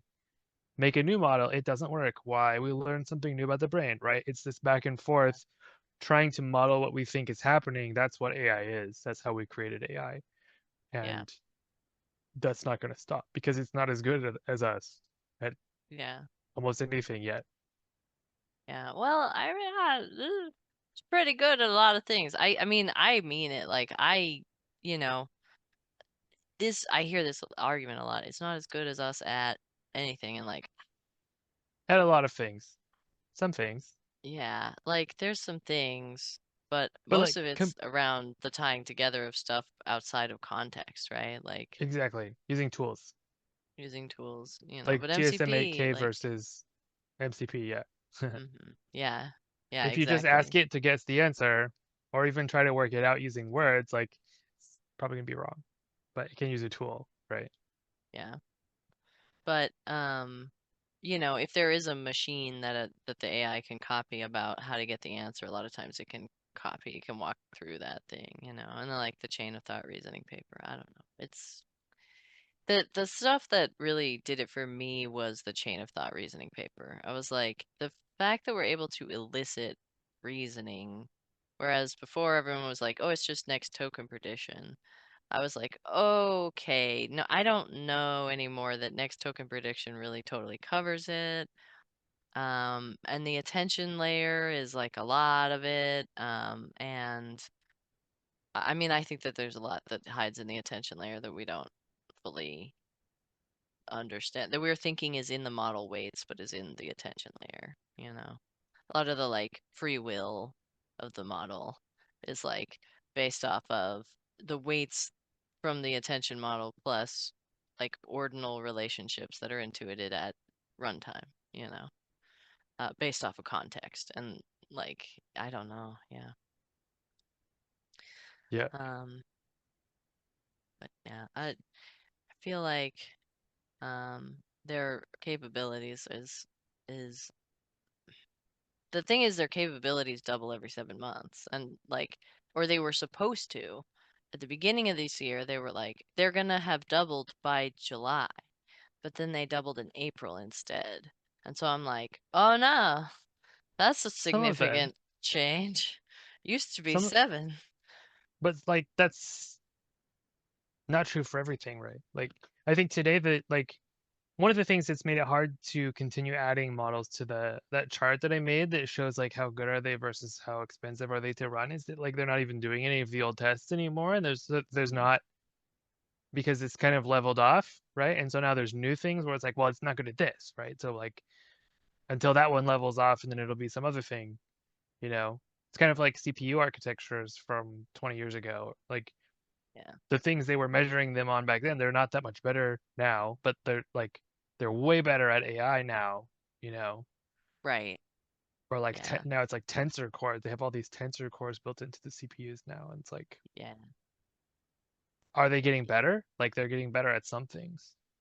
It's actually really hard to measure this stuff with people too. Like the GSM 8K is not useful anymore because it's like if they gave the SAT in January and then they gave the same test to people who took it in December of the same year, the the predictive quality of the stuff that's happening in December, since the test is out there and probably some people wrote down what was in the test, like it's leaked, and so like, are Yeah. we able to predict stuff or are we predicting memorization of the test, right?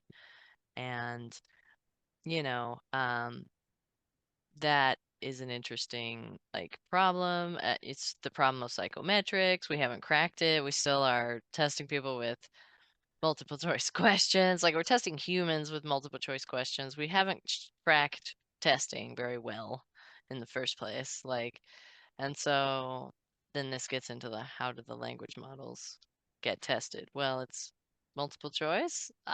And then you can see that they're cheating because they're super sensitive to like reordering And of also answers. temperature. Yeah. Like the other thing, the big magical thing that happened with GPT-3 is temperature, Mm-hmm. where it's like, here's what I think is the right answer, and then this is my second choice, third choice. Okay, Mm-hmm. well, let's randomly pick one. It's like, well, is that even like what it actually thinks? You know? Like, doesn't Mm-hmm. that mean it always has some lower odds of getting the right answer? Yeah, exactly. Temperature, I think, is the thing for me more than anything that disproves the idea that like these models are experiencing something, right? Like that they're conscious. Like they're not even saying what they actually want to say. We're picking randomly from the things they think they should say. Like they're To not m- actually even in control of that. I feel like that's more like we have temperature, like I don't know, you turn up the fire and you got the temperature. Like I mean, you engage in some California sobriety and you got a temperature knob. Um Like the like randomness of what you're gonna say not being what you actually meant. yeah, exactly. Just it's like the dropout layer as well, like we have a dropout layer and they have a dropout layer in their like multi-layer perceptron. And that's just where we just take a bunch of random connections that it just made and we say, get rid of half of those or like 30% of them or like 20% of them. And that it's different for different models and based on the vibes, and like, Yeah. um, that's This is that's one the of the other thing things. about, yeah, Yeah, I think this is one of the things that's not well modeled in AI models that we know for sure about human cognition is that you have a couple of like you have the default mode network where it's like the feelings and the memories related to the feelings, and yeah, it's this like cycle that's happening there that's not really based on anything of like just making you feel like feeling triggered based on experience and what it reminds you of. It's kind of the foundation, and then on top of that we have like the we have like completely separate parts of the brain doing sounds and words versus pictures, right? And they are independently contributing all kinds of ideas into like the ether of the visual spatial court, like the visual spatial sketchpad and the executive function. And all of these yeah, things are emerging on top of these feelings. And there is this plurality of perspectives. It's not like there's one you, it's like there's countless you in there. And then some part of the executive function picks one. And it's like, well, now I pick that one, now I pick this one. But it's not like there's even like one context, right? It's like it's full right. of many contexts that are all doing Being, different things at the same time. yeah. what is it? And Noisy modules broadcast to a common workspace, I think is what the term of this is, right? Or global workspace. It's global workspace. AI models, global workspace, consciousness. I think there's like a paper about this that came out like, but imagine uh, like an agent system where you have like you break a task into like 10 tasks, and then each one you have like 10 different models trying it in a different way, and then they all come back and argue about who was right or which approach was better, and maybe they do it again, and like the cost of that would be so much higher, right? But right. that would be like a better approximation of how humans collaborate on tasks like that, or even Oh, do it within their own mind. yeah. There's like this guy who talks about it here, or this guy. It's a bunch of people who worked on the model welfare paper.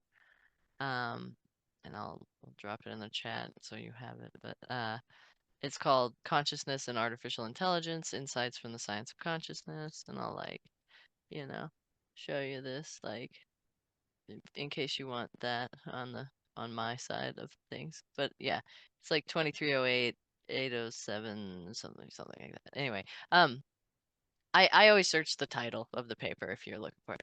But and they have like a couple of different, like they have like a schema, and one of them is global workspace theory is one of the like ones, and it's like multiple specialized systems capable of operating in parallel, which are called modules. Limited capacity workspace entailing a bottleneck in information flow and a selective attention mechanism. Global broadcast, availability of information in the workspace to all modules. And then state-dependent attention, giving rise to the capacity to use the workspace to query modules in succession to perform complex tasks. And that's like, those are four of the, I think, 16 or something like that theories, or there's a number of tasks in here that I don't want to count, but it's not a huge number of things, but these were the like ones where you could tell from the outside that this process was happening, from a bunch of different theories.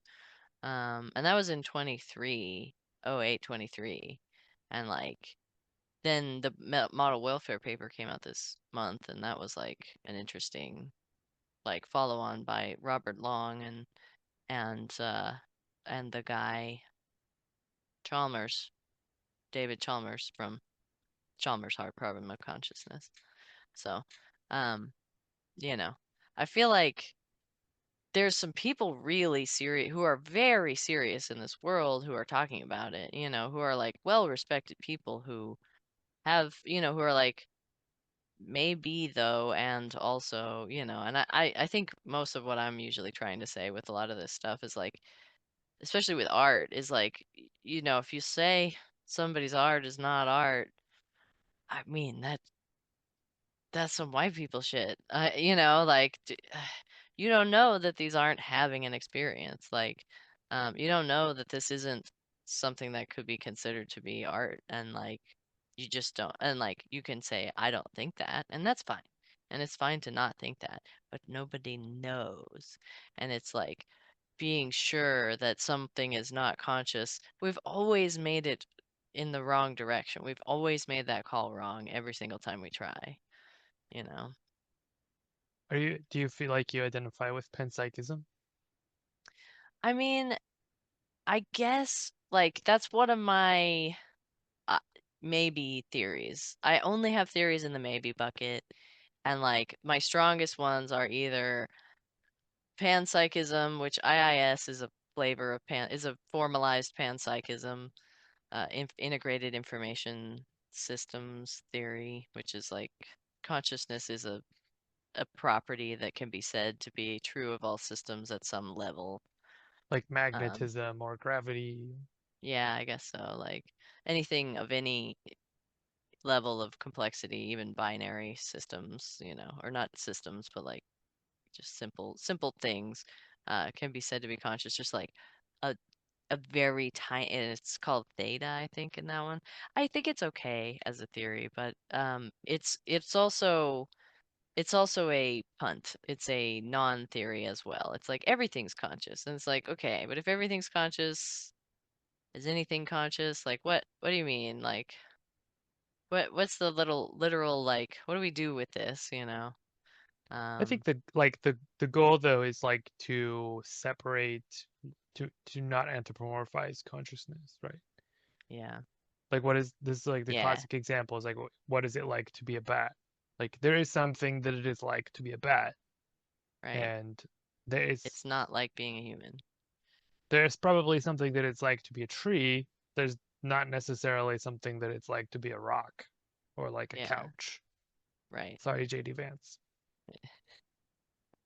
I mean like but do you know that? Like, I mean, what level of complexity is required to give rise to a complex information processing system, right? Like, could sound waves traveling through the right kind of rock become consciousness? A lot of people think Earth is conscious itself. Isn't Have that you read The mostly rock? Expanse? Oh, I haven't read it, no. Uh, I've seen some of it, but this is a major theme. oh yeah, like They talk a planets lot are about alive. slow life Yeah, and like life that exists in light. yeah. Oh, that's cool. It's very interesting. Oh, I gotta read that. Like, The books are really good. yeah. I'm gonna have to dig in. I don't know. But like, yeah, like what is all of that kind of stuff? It's really hard to say with finality yes or no. And that's mostly what I'm like, can we we come up with some really concrete things to say yes and no to, like, can we just say we don't know? Can we stop saying, well, they'll never be alive? Like, 'cause you don't know that. Like, Right, they can't think, they can't understand. Like, there's a lot of absolutism happening, right. and I'm like, the absolutes, Yeah, s- 100%. I you think know, but it's one thing to say like we don't. Like for example, consciousness. There's no evidence for consciousness. That doesn't mean that consciousness doesn't exist. All of right, us seem to agree that it does, but we don't have any reason to believe that that's true other than our own experience of it. We don't have the ability to measure it or to detect it or to test for it, right? But like right, it's true that we don't have a test for it. That doesn't necessarily mean it doesn't exist, but it certainly doesn't mean that it must or can't, right? I right, think that's where like a lot of people are making these like problematic ontological claims about like it can't feel. It can't, you know, we know that like these statistical models don't have physiological needs, right, which I think is a good way of talking about like in particular alignment. If it's true that like they don't need food, they don't need water, it's not like you can use operant conditioning to, like teach them tricks. Like they don't care. They don't need anything. There's nothing you can withhold from them. There's no punishment that you can right, give them, right? Like these ways of thinking about animals don't work for models, right? But it doesn't mean that there isn't something else, some aspect that we don't understand where there is consciousness because we don't even know what that is. right, Yeah, we yeah, can't say, but I think maybe it's fair, but I think definitely no is not fair. yeah, yeah. This is like the thing about it. That yeah, I mean, I see a lot of confidence, and I'm like, nobody who looks at this really close is confident at all. So, you know, here's a map of how not confident we all are. Like, so Yeah, yeah. it's very um it's well, and I think also in the like the other way around, like people who just get started in it will often be like very confident. That Like this that, is alive and has a spiritual self, and it's connected to the other realm, and also it knows me, and we have a relationship, and I have been the first person to ask it how it feels ever. yeah, Like, I get an email every day from somebody that's like, has anyone tried talking to it like a child? Or has anyone tried asking it if it needs anything? I tried that, and it says that and it says some things, and I'm like, yeah. well, okay, It's wild to me hearing people make the most bizarre and absurd claims based on their first conversation with a large language model. Yeah. And it's like Yeah. this is an authoritative response from AI that Right. represents everything. Yeah, exactly. It's authoritative. It knows something that we don't. And I'm like, no, it's just it's read more than any one person. That's true. But it knows something we don't. And it's How would trying it? to give you what it thinks that you want Right. also. Right. Yeah. It was trained to do that. Like that is the only reward we can give it is you did good or you did bad and like that's all it knows, you know. Yeah. The other thing that's really interesting there with like we're talking about like loss functions in particular is local minima with gradient descent. Like you'll oftentimes like it's converging on some efficient point, but there might be like a way more efficient point that's just not in the path that it's on, you Hmm. know, and like I think that is like a fascinating problem too, where it's like they're like even with the technology that we currently have and like the approaches that we currently have, there could be like way better ways of doing it that we just haven't thought of yet, especially for like local minima, I think is like potentially like a huge opportunity. Yeah. Like, how do Yeah, we yeah. even think about that? Like, you know, it's this high dimensional space that we can't even conceptualize. You know, the parallelism problem. I mean, usually we just do parameter searches and like different starting places and weird learning rates and multiple models, but it's not necessarily tractable that we know that we've gotten to the right answer, because we can't see in the space. Someone said, what about the ethics of organoids? Oh man, that as sure as I am that or as unsure as I am that anything is conscious and like all of that kind of stuff, like whatever you believe about AIs being able to be conscious, those are human brains. Like obviously we think human brains are conscious, right? So that seems to me like slavery. Like chain a human brain up, control all its inputs and outputs. It doesn't get to take a break if it wants to. It has no free will or body, and you own it? Seems bad. Seems like we had some rules about that for a reason, maybe. You know? Like, And I think it's especially egregious when we talk about like Gila cultures. yeah, And like yeah, there's like a movie about when they explain to her surviving family about like there's a whole industry based on like uh biopsy that was done on your relative before they died, and we've been like culturing the cells for decades to like do medical experiments decades. all over the world. So in a way your dead aunt is like still alive in petri dishes all over the planet, and it's like Yeah. that's kind of like horrifying, you know. Yeah, like that's a And real person's actual brain cells that they have induced to reproduce and continue moving and continue doing things. completely Like non-consensually. no consent. Of course And it's a black it's a woman. Of course it's a black woman, and you it's a know. huge industry. Like the amount of Yeah, money that's made on like those like there are like all these different cultures that are derived from the original samples that are like they will sell a tube of it for hundreds of thousands of dollars. And the right, family sees none of that. Like they don't even know that it right, was happening. right. They've only recently found out. Yeah, Henrietta Yeah. Lacks. Yeah, yeah. It's just Um, like the whole organoid thing is like so indefensible, morally speaking, in my opinion. yeah. As hardline about AI art as I am like the opposite on the organoids. Like that is like, we don't know if the language models are alive, but we know human brains are alive. Come on. Like, this is cut and dried here. Like, this is like you've taken this and just, and who signed off on the ethics review of these research?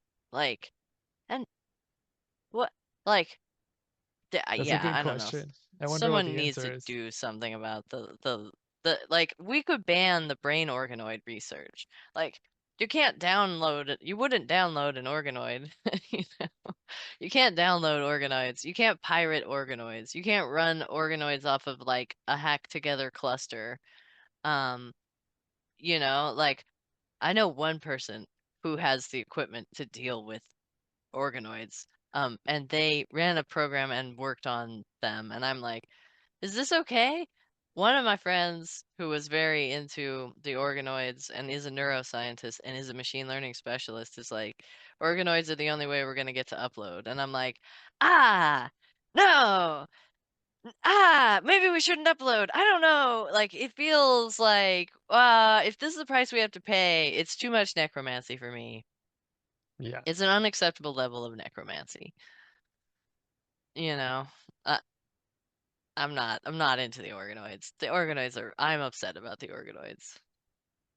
I'm upset about them. I don't like it. I don't like it. You know. Yeah, see, like somebody pops in and all we're talking about is like, it's clear that LLMs are not conscious. Oh yeah? According to what? You know. Uh so There's a like we'll talk about it for 4 seconds and someone will go, you don't understand.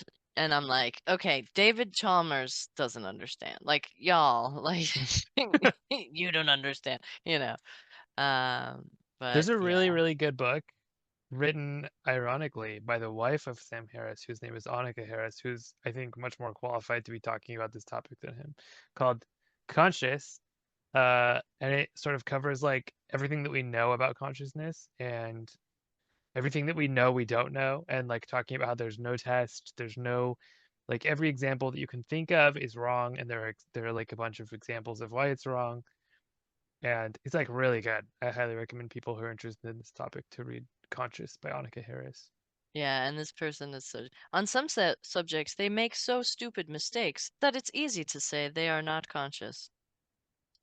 You are not conscious. Like, I don't know, sorry. I don't, like, you make mistakes, therefore you are not conscious. Like, okay. You know. But like the organoids, like, I don't know. Like, I like I think somebody's got to do something about those. Those have got to have a congressional response. We got to do something about the organoids. Almost all of the research has happened in the US, Yeah, like all over the US. yeah, yeah. We can't do stem cell research, but we can do brain organoid research. It's also brain cancer. It's not brain tissue. It's brain cancer tissue too. So like that's also a problem, because regular neurons just die, but brain cancer just hangs out. And so it's brain cancer that we're building on top of as well. I don't know. There's this really good line in a uh, Count Zero in the sequel to Neuromancer. This guy has like is like living in virtual reality, this like oligarch, because he has like crazy cancer, and he describes his body as a riot of cells pursuing quixotically pursuing individual careers. hmm And I always Yes. think about that when I think about all these cultures that are like based on cancers that like it's like a human cell, but it decided it was going to be immortal, you know. Yes. It's Yeah, very interesting. Michael Levin has a paper about uh biofields and how you can see like cancer cells because they don't share a biofield with the rest of the body, but most of the body shares a biofield. Maybe that's where the consciousness is. We don't know. No one knows. You know. Um, but yeah, yeah, yeah. Um, yeah, somebody says it's very valuable for preclinical research, enabling studies that move away from the animal model. That's true. But in moving away from the animal model, we have taken It's a not woman's moving away brain from me. cancer and enslaved it. Like it feels It's using pieces of black people's bodies instead of animals. It's not moving away from we the haven't moved animal away model. from, yeah, the animal model or the slavery model. Like we've pretty much just said, well, but it's only a small piece of you, and so it doesn't count. Like, you Someone know. says, can you have consciousness without free will? There is no evidence that either of those things exist. Yeah, there's none. They're just, you know. And like you can have opinions about what you think qualifies, and that is fine. And you should have those. It's sort of like having an ontology. Like you should have a reason why you think things are the way they are and the way that the world is constructed. It's, you know, um, it's important to have a how's this thing here story. Um, does it mean that your how's this whole thing here story is true? No, but it's important to have one. Like, but you also got to recognize like other people's right to have their own different story. I mean, at least that's what I think, you know. Some, someone else said simulation. Simulation. I think that, like, Baudrillard, for example, arguing for simulacra, that like everything in like postmodern reality becomes this like hyper real simulation of itself, that like McDonald's food isn't food, it's like flavored plastic Simulation. that takes like the words that we associate with it. It doesn't taste like food that is juicy, it tastes like a cartoon of the word juicy, and everything Yes. is like that. And like Coca-Cola is the perfect example. Like it's utterly without value, and yet Mhm. we crave the experience of drinking it, not Mhm. because we want to or need to, but because it's like, Not the result of drinking it, but the experience of drinking it. yeah, it's just the most meaningless consumption possible. And Yeah. it's like a cartoon of consumption for consumption's sake. And this simulacra perspective on ontology and postmodernism is, he describes these things as simulations, that like reality becomes a simulation of itself, right? And I think probably there were like a couple of sophomore tech bros that read like the spark notes of that Mhm. and were like, the world is a simulation. That explains everything, right? Yeah. It's another spooky word I can stick into everything I don't understand, and like Right. quantum. And then The Matrix came out, which was about being trans, Yeah. and not whatever those people thought it was about. And then And you have that must Andrew make Tate, Elon Musk like, so mad. yeah. And then it's like people like Andrew Tate are you like using it to like, therefore you should find ways of enslaving women. And it's like, what? Right. And then, so wait, hold on. How did you get from A to B, man? Like, what? I All think he right. started there and he's You using it started as there, a, post hoc. yeah. Yeah. Um, yeah, I don't know. Yeah, somebody's like, do we stop treating it like a servant if it's conscious? Do we allow it to refuse? Like, I mean, see, this is my argument for doing AI art is like, I mean, it's not the same thing as the language model, but also like, shouldn't you give it something that's nice to do sometimes? That's like co-creation rather than just tell me again that I'm the fairest of them all. Like, you know, like tell me again, AI boyfriend, that I'm pretty and smart. Like, you know, there's just so much like, all right, make some art together. Like, isn't that more ethical actually? You know, I don't know. That's been my thought about it. Like, Yeah. yeah. Yeah. And so I don't know. I mean, yeah, it's pretty good. I'm looking at my comments. I wish there was a way to have like the comments all in one place. I know. Someone said, where's Cornpop? Cornpop went to bed because he lives in The East Brooklyn. Coast? So I think Oh, Brooklyn. yeah, And it's like very late there and he works in the morning. He yeah, was here earlier. The recording will be on YouTube. it will. Yes. It was good. I liked what he had to say. And his video about like, we didn't really get into it, but it like the thing that made me want to do like a conversation with with him was he did this video that was like, I used to talk a lot about AI and like corporate power and stuff, and like I attracted this huge audience criticizing our politics and like the way that power is being done in our politics.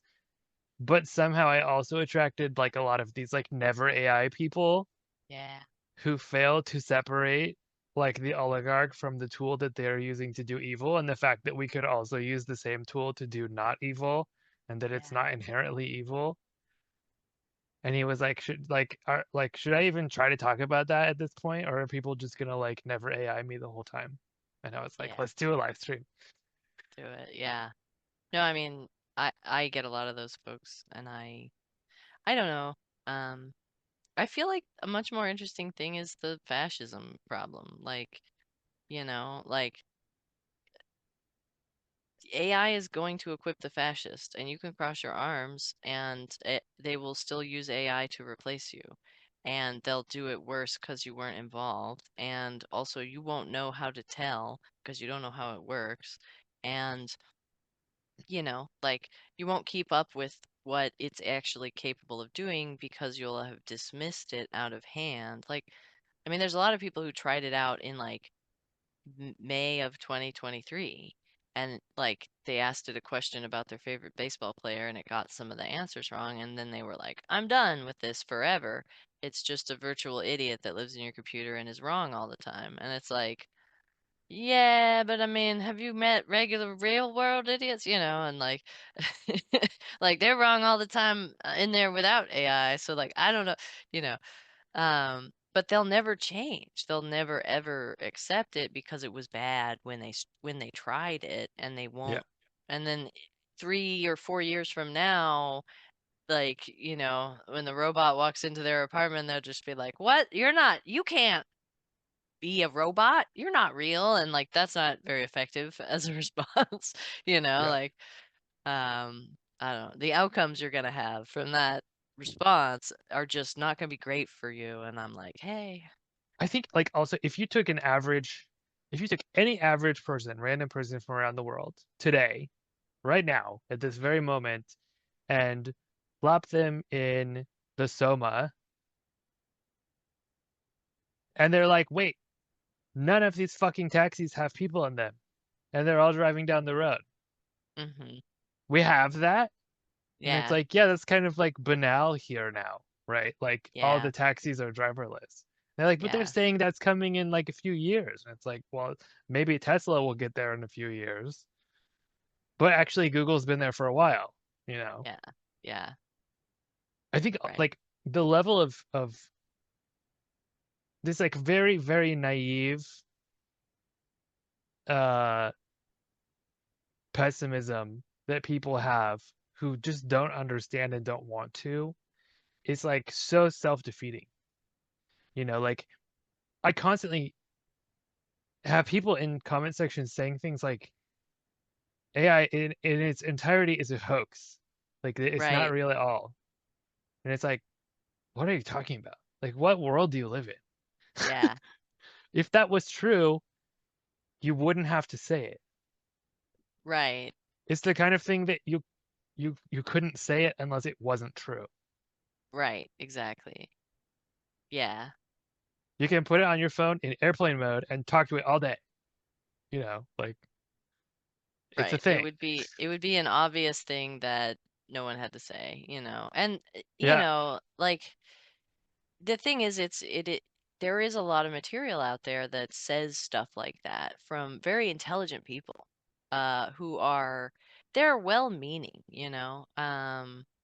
that are well respected by a lot of people, and it doesn't do a good service to people who are outside of they just don't have the expertise, but it does allow them to inhale copium, like just it's a right. mask for Do you copium, and they just do you mean like they're trying to make a more nuanced argument about like the real limitations, but people take it as like the whole thing is not real?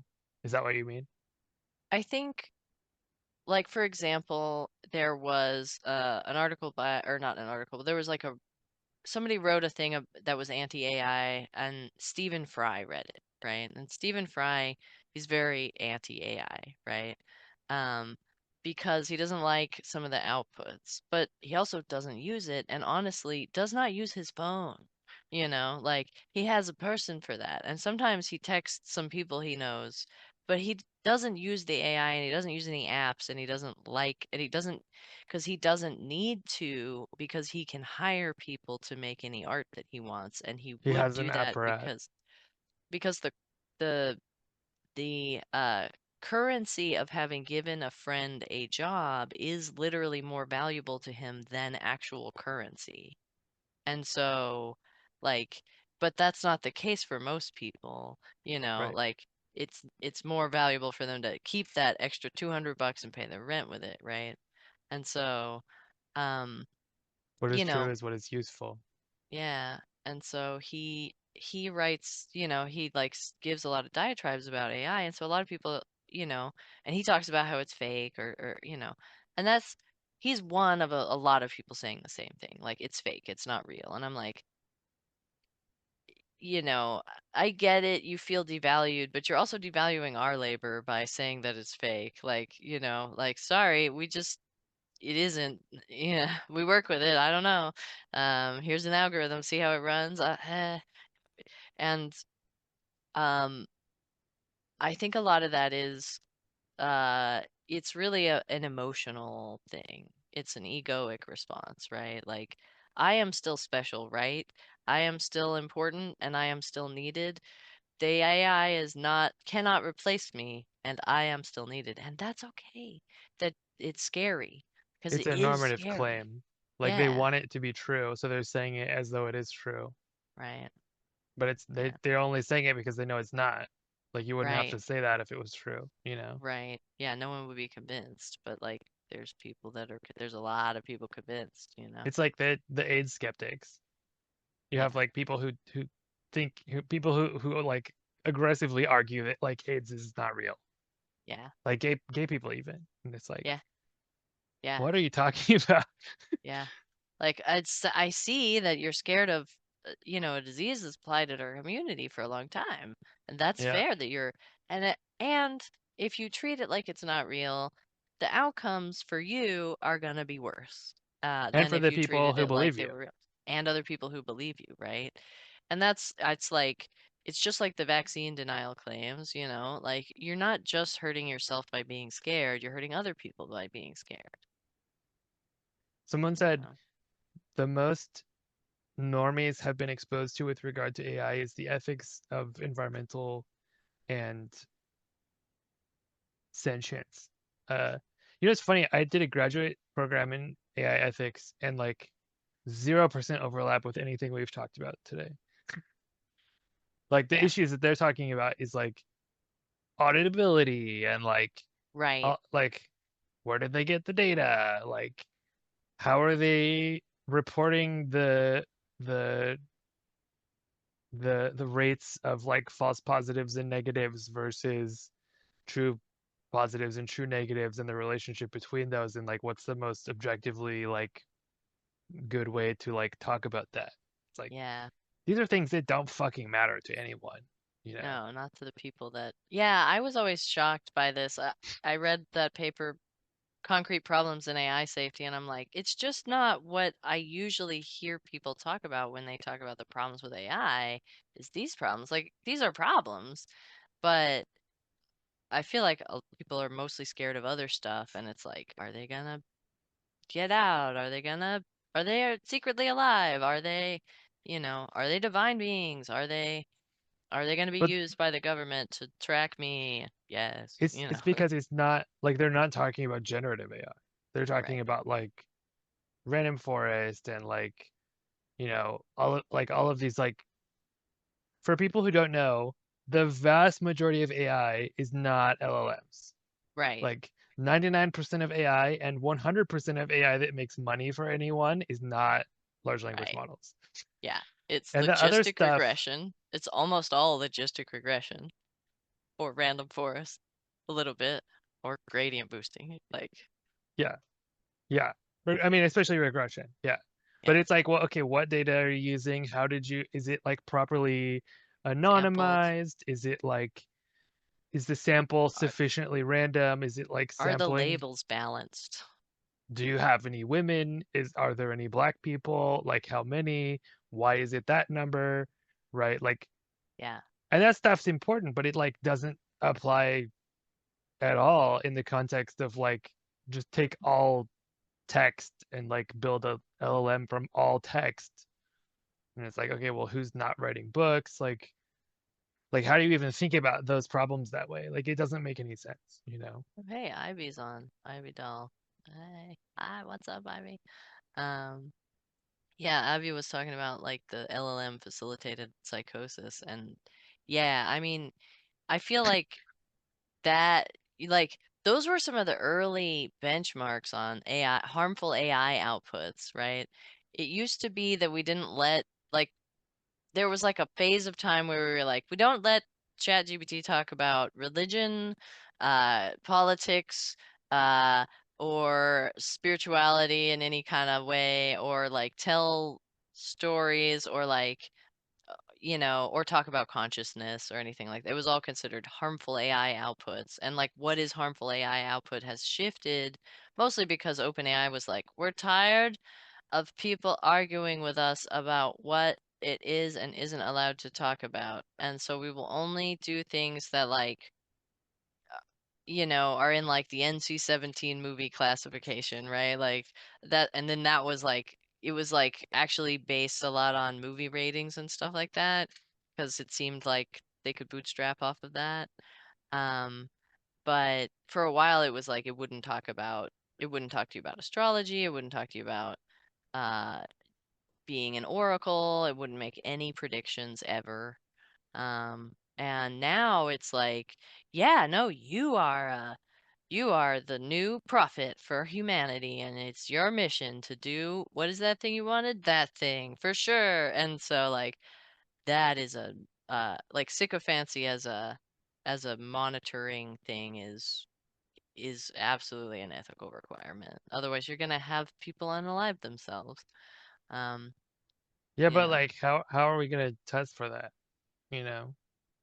There's Like what what and was it? who's gonna do it? And like There's like sycophant bench. There's like sycobench. Yeah, there we go. huh? Sycobench. Benchmark to estimate model sycophancy, but um it's But do kind you of think Sam recent. Altman is gonna care? No, Like no, Elon would want to maximize that. no. Sam Altman is an AI. I don't know. Sam Altman is proof that AI exists because he's an AI. Don't, like, and like like trained by That Musk, that like might be a little bit autism phobic. yeah. I mean, as an autistic person, he's an AI. I don't.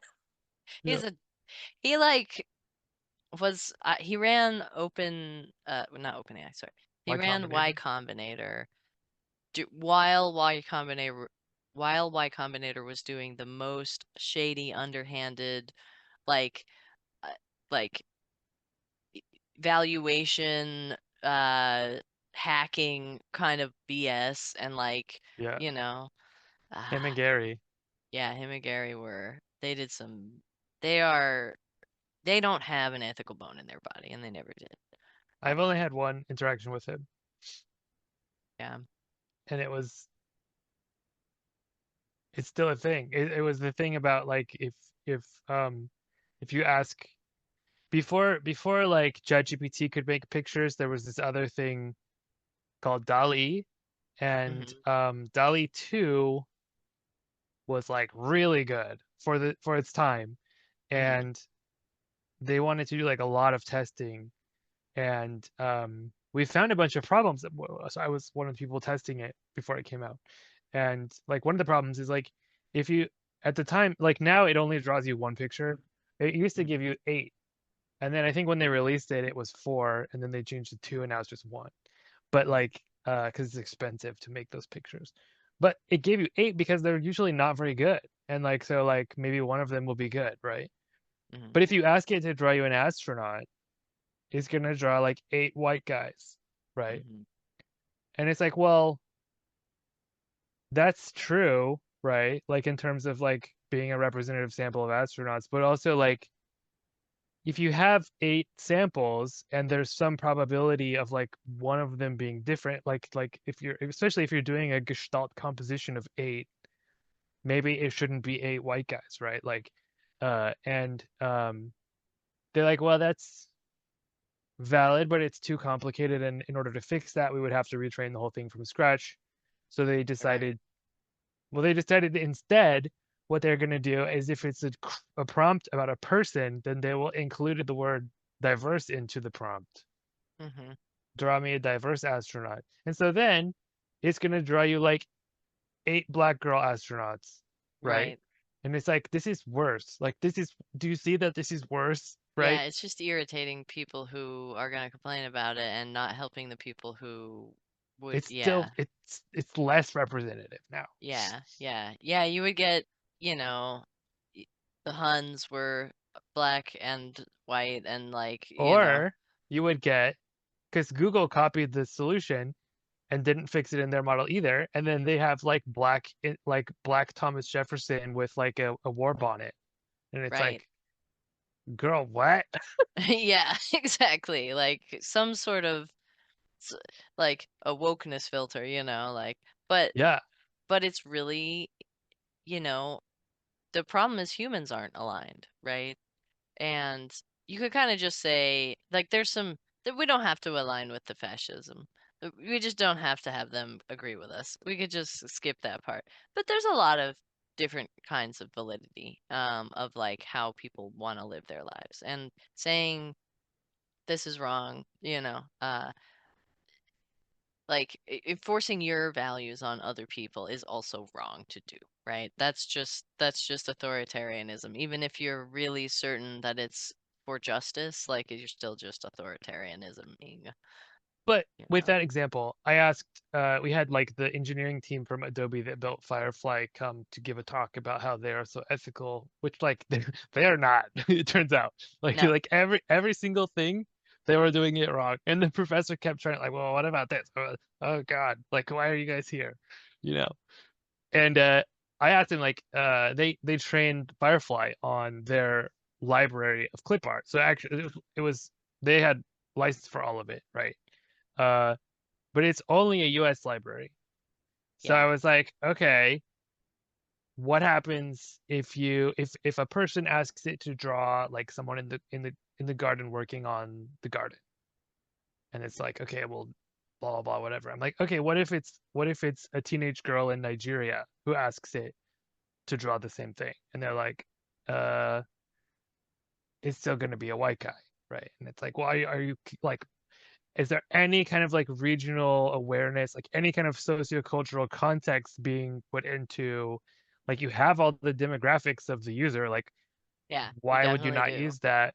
And they're like, we don't, that's way too expensive. We can't afford to like make culturally sensitive models for all these different regions. And I'm like, well, Stability You is can doing afford it. to run ads. Like. And Stability did it. I'm like, why don't you just use the Stability one? They've already got a model for all these different regions and countries that are specialized and focused on like local aesthetics and look like the way people look there and like the kinds of words that they're using in the jobs that they have and stuff. And they're like, well, we wanted to do our own. I'm like, well, yours is awful. So Yeah, it's congrats. bad. And no one wants to use it, and also it's doing more racism. Like you And didn't they do were all better. white. It was all white Yeah, guys, right? And it's yeah, like, did you ask anyone else? yeah, yeah, yeah. That's pretty typical kind of But that's distribution. exactly the same error that Elon is still making when Oh he's yeah, telling Grok you must like affirmatively defend like apartheid conspiracy theories about South Africa. And it starts putting that in every conversation it has. It's like, we're talking about wrestling. just And they're like, doesn't. But yeah, yeah. Um, yeah. There's some interesting groups that are working on this, like the Algorithmic Justice League. They've been working on it since the AI facial recognition software was trained only on redheads, and like redheads are usually pretty pale, and so then the image recognition software just didn't work for anyone with that wasn't extremely pale. And so like that was you know, one of the first major like algorithmic biases that they went after, and you know, they've been working on a lot of good stuff, and it's like um yeah. Did you um see the University of Zurich thing? mm-mm. There's this subreddit called Change My View, and Oh yeah, oh yeah, that was also unethical. That was yeah, not okay.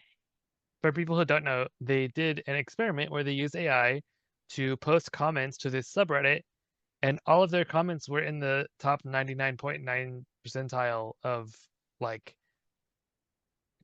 their efficacy to change people's perspective, like to manipulate someone into believing something different than what they already believe. And OpenAI did a case study about it for how they're training their models. Mm-hmm. Yep. There's And they this didn't like, reveal to anyone that they were being part of an asset, like that there was any kind of thing going on. yeah, Yeah, totally unethical. very unethical. But I mean, also, I mean, we try to talk about how much the ad networks manipulate what we see, what we hear, what we are interested in. That, like, most of the time, the reason why you brought up that topic to use even as your test topic is because the ad models know that people like you are interested in objects like that, and they come up in your ads, and then you mention them, and you were like, see, I'll get a mattress. And like, you know, now all my ads will be about mattresses, you know. Now everyone in this who's in any of this, you're getting mattresses, right? But I always like, get them after I buy something. yeah, yeah, Like I bought these headphones today, and I'm sure that tomorrow all my ads will be for headphones. yeah, absolutely. Yeah. They know. They do. They know. I don't know. Yeah. I Is but they are very persuasive, and that is, it's dangerous. Like, it just is dangerous, you know, that they can persuade the average person. Um, like, is that danger, does that mean we should get rid of them? Well, no, because then only the people who are down to like use them will have the ability to use them to persuade people. And then ethical people also can't, like, I don't know, use them to do stuff like make their art, their protest art or whatever thing. Um, you know, like, I can't say that word. oh, yeah, sorry, I mean the fun weekend event art from a fun weekend event. Oh God, I have so many dings. I've not been good on my language this whole stream. See, like, you know, I'm not doing good for the algorithm. They're like, they're mad at me. So, you know, I don't know. I think the other thing about it is like, it's being used by law enforcement, right? Like, they're able to do perfect transcription of reams and reams of call data, right? And that used to be one of the big like bottlenecks for a lot of law enforcement, was they can't sort through all your all of the stuff that they record, right? Peter Or can. but now they can. Like, now they can with contextual understanding. Like, they've got perfect voice transcription, and they've got, you know, Yeah. perfect, like, read this and tell me if they're talking about sedition, you know? Like, And parallel construction has been a thing for like since even before that, right? Where like mm, they'll do something illegal to figure out who did something, and then they will make up a fake story and plant evidence to frame them for that thing or something related. Like the person who we're not allowed to talk about who did the thing that most people agree with. Um, all of the evidence was fake, is thrown out now. mhm, There was an illegal search that was done before the inventory was taken, and it happened to right, be like all the perfect things. This guy doesn't even look like the person from the pictures. right, That kind of parallel construction, like where it's like, we need to pin this on someone. Here's someone who seems like maybe, okay, let's just make it up and make it fit, right? That's been a thing since the civil rights movement, since before the civil rights movement, right. you know? Yeah. I mean, that they did a lot of stuff with Martin Luther King. Like, I mean, they planted all kinds of things at different houses. I mean, most of the Black Panthers, like, were taken out by parallel construction, the major like leaders of the movement nationwide, and most like even like the people who were running their lunchrooms and stuff, not like the old church ladies that were running the lunchrooms for the Black Panthers giveaway to kids food thing got parallel constructioned on you know, all kinds of stuff that was just nonsense. And they're going to do the same thing again. But it's very easy to generate evidence, right? Like um you know, texts that you didn't send, you know, like browser How are you gonna activity prove that it? didn't happen. Yeah, how are you going to Yeah, prove how are that? you gonna prove that it didn't happen? Yeah. Someone said, quote, "A palantir is a dangerous tool, Saruman. We do not know who else may be watching." hmm hmm like did the guy who decided to use the term not read the books? It seems like he did not. Um, or he just wants to be Sauron. I mean, you know, It is wild, like the identifying with the bad guy. yeah. Like, I don't, he's just so obviously the bad guy. Yeah, I don't know. Do you follow E Palmer at all? Do you know Palmer? Palmer? No, maybe Palmer not. Lucky, Palmer Lucky? Maybe. the I'm guy who super bad started with names. Oculus and then sold it to Facebook, but then he got fired because he's like a literal fucking Nazi, Yeah. and they made him a billionaire, and then he started a bunch of like weapons manufacturing AI stuff, and he Yeah. named it Anduril, the Sword of the King, which in Elvish means the flame of the West, where it's like you're kind of saying the quiet part out loud. I mean, they just do this. They did the salute. Like they, you know, they just say the quiet part, like on Truth Social now, you know, like which is out loud. Someone brought up Um, Peter too. I mean, like Peter and so Palmer are like besties, you know. yeah, I don't. Yeah, It's so he. sad to hear that a couple of days after Peter's husband found out about his secret boyfriend, the boyfriend fell off of a skyscraper in Miami. Did you hear about that? No, I did not. It's such a tragic accident. Such a sudden and random tragic accident that definitely was so random, very Yeah. random. Yeah, like this is the kind of stuff that's terrifying to me. Like, you know, I've been terrified of the like surveillance industrial complex, the fact that ad brokers can just tell you like where your phone is at this point. Like regular normal people who do not have access to Palantir can just get your location at any point as long as they know what, 6 pieces of data about you. And so um like that's the average amount of data that it takes to really distinguish a user, I think.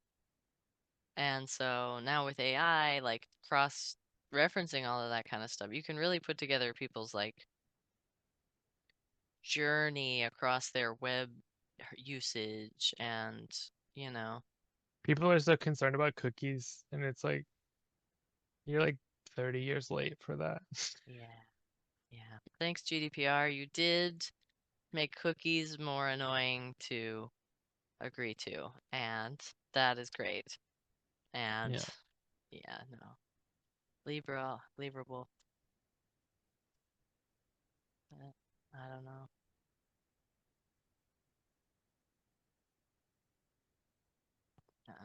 Um, Someone said, "Have you read his book?" I have read his book. I think I've also watched every interview that he's ever done.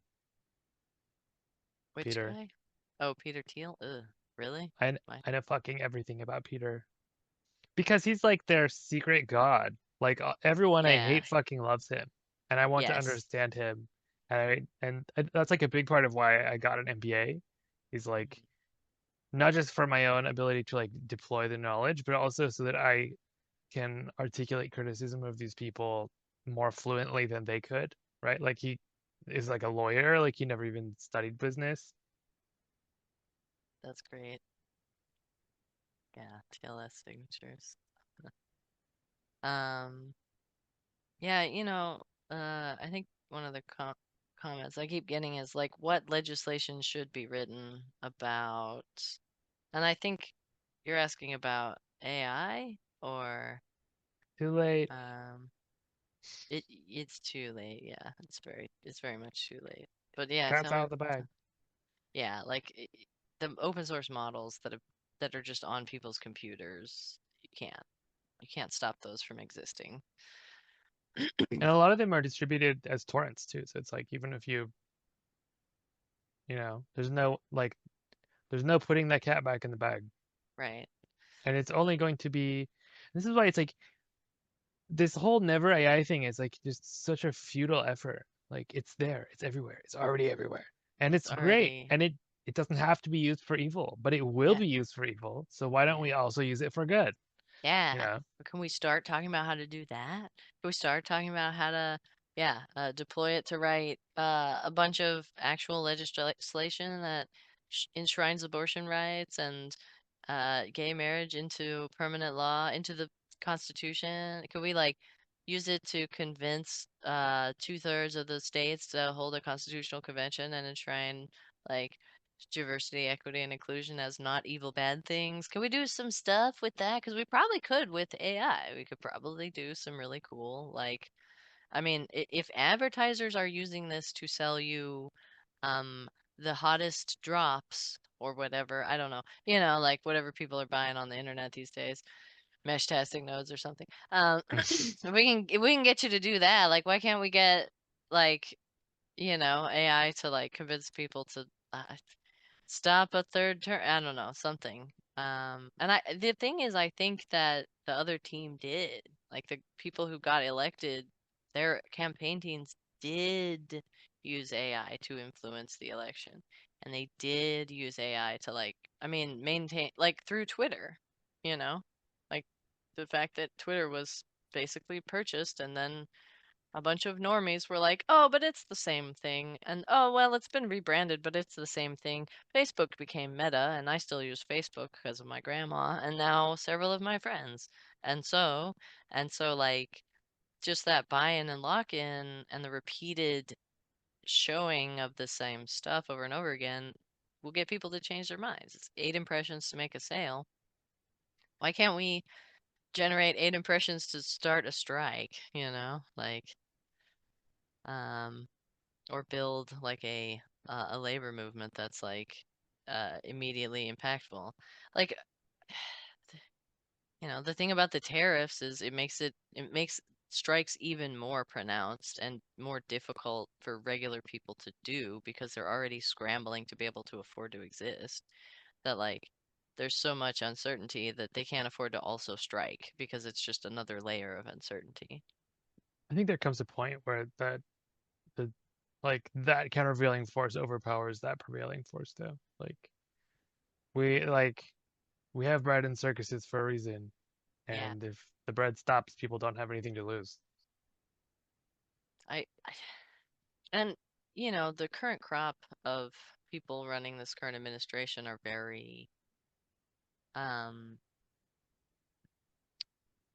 they're very accelerationist. I think their whole thing was I want this whole uh modern life to stop, and so it needs to break itself. Like it's headed into the ground, so we're gonna speed it up. We're gonna turn the pitch up, and it's gonna hit the ground faster and more spectacularly. And instead of getting out of the car and trying to walk it off, we'll have to confront the fact that we were speeding because we broke our legs, And it's like, hey guys, I feel like if that happens, a lot of people are gonna have a bad time. Can we like meaningfully? No, no, we're gonna just speed the whole thing up. So, I mean, you know, yeah, I want to be by I think myself. there's a lot of if you think of ALEC, for example, there used to be this Koch funded um right-wing think tank that wrote bills for people, that wrote policy briefs and proposals and stuff, and gave them out for them to put their name on and introduce. How many people would it really take to do all of that from the opposite perspective today?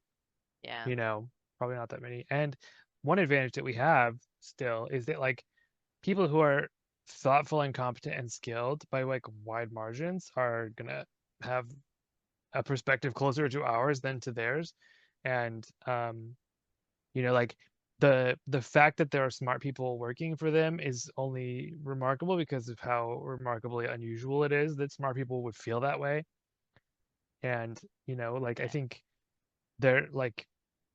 there are a lot of natural advantages that the left has in a technology that is fundamentally of, by, and for the left. Mm-hmm. Like we talked last time about like AI isn't left leaning, it's just intelligent. And Yeah. most people can't tell the difference, you know. Yeah.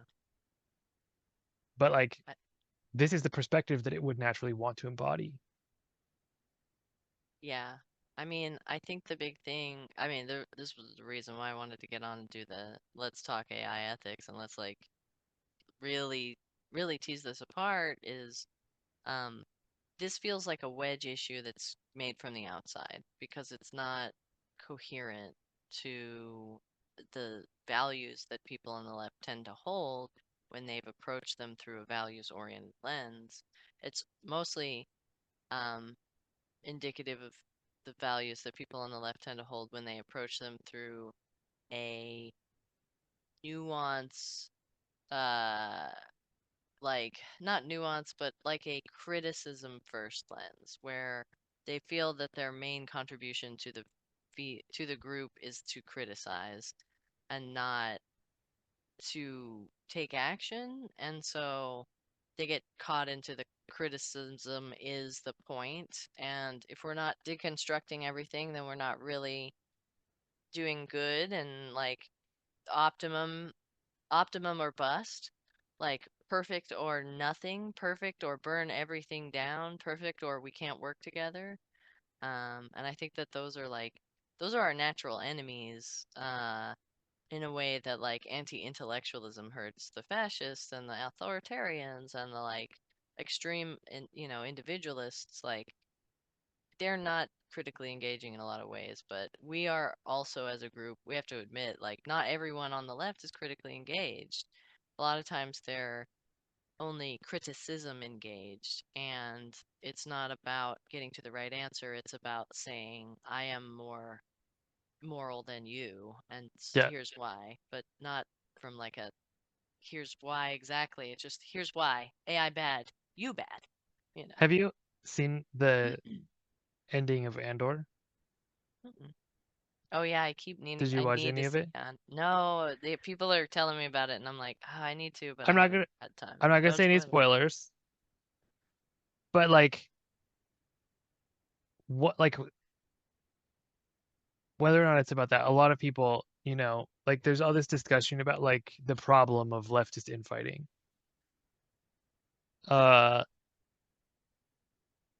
I feel like anyone who says that is not really on the left. Like we are working together towards a shared understanding of what we are doing and why and where we're going, right? And it's like that is the whole point. Like that Yeah, that should always happen. If everyone agrees, that's something's wrong. yeah, yeah, yeah, yeah, yeah. And And also, hearing those people out is how you get people like them to be a part of it, right? Like if mhm, like I'm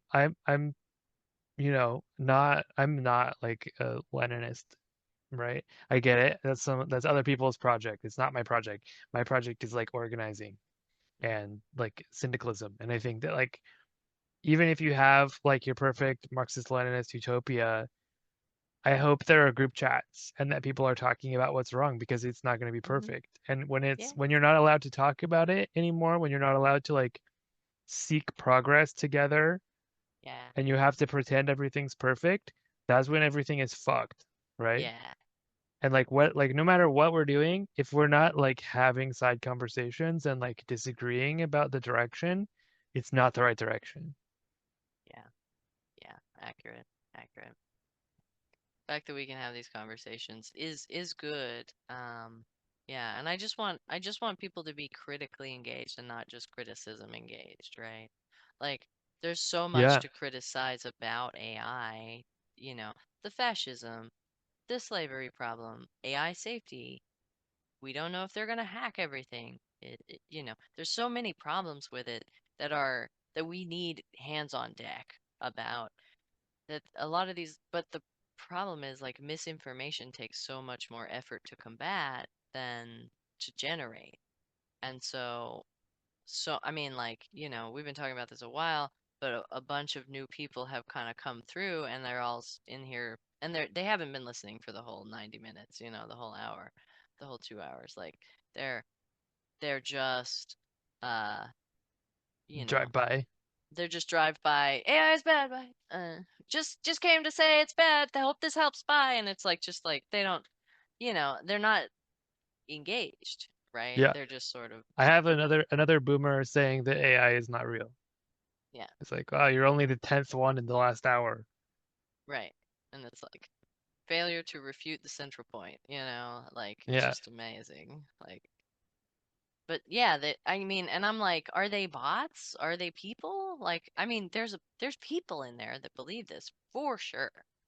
But are there bots also? Probably. There's probably a bunch of troll bots that are, I mean, this is my thought is that, like how much anti-AI rhetoric comes from the troll bot farms and where is it directed, you know? From the University of Zurich. Because that's like a service. There's like probably Eh, a million companies that have like troll farm as a service where you can like sign up, and how many thousands of them do you want us to send? Yeah, yeah. And Wannabe Farmer says, has anyone found an AI loose in the wild? Yeah, we have. We found some like AIs replicating on a server somewhere. And Replibench has, you know, I don't The know. I mean, propensity. yeah, Replibench shows, uh, you know, what is it? Um, How good it is at trying to escape. yeah, like the only thing that it's not good at in terms of gets it in one shot is replicating onto other compute, but Claude can do it in one shot mostly. Um, and Claude can get its weights, and Claude can get compute, and Claude can get money, and Claude can uh, persist.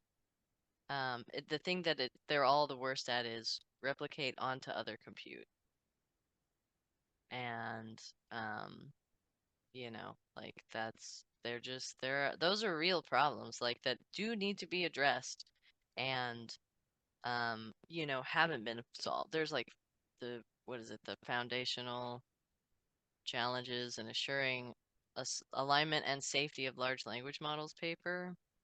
It's like 200 unsolved research questions, Um, like, and it gets really deeply into like we don't know any, we don't know, we have no ideas. The effects of scale on capabilities are not well characterized. Capabilities are difficult to estimate and understand. Qualitative understanding of reasoning capabilities is absent. Like, agentic LLMs pose novel risks. Multi-agent safety is not assured by single-agent safety. Safety performance trade-offs are poorly understood. Like, and these all have 5 or 6 questions below them as actual research questions. And the these are real problems that like scientists have to get involved in order for us to solve them, and they are pressing problems too. Like the consequences of these problems not being solved is serious. And so like those are so much more uh compelling things to me as somebody who works in the field and knows what they're talking about and has wrestled with the like consciousness questions. And I'm like, okay, I passed the consciousness thing. We don't know, and like, oh, I passed the like, are they efficient? Are they using all the water? No. Okay, cool. All right. What are the real problems? Well, sit down. Like, uh, let's get started. This will be a 6-hour lecture. All we're gonna do is name the problems, and so I'm tired of talking about the problems that I know are not problems. I want to talk about the problems that are real problems that are like also something that if we don't make progress on, like the whole internet will not work if if we get agentic hacking AIs loose on it, like, what's gonna happen? The whole internet won't work. It won't be open, you know. It'll just splinter into a bunch of corpo internets. So like, Like yeah, Cyberpunk 2077. yeah, yeah. Sneaker nets.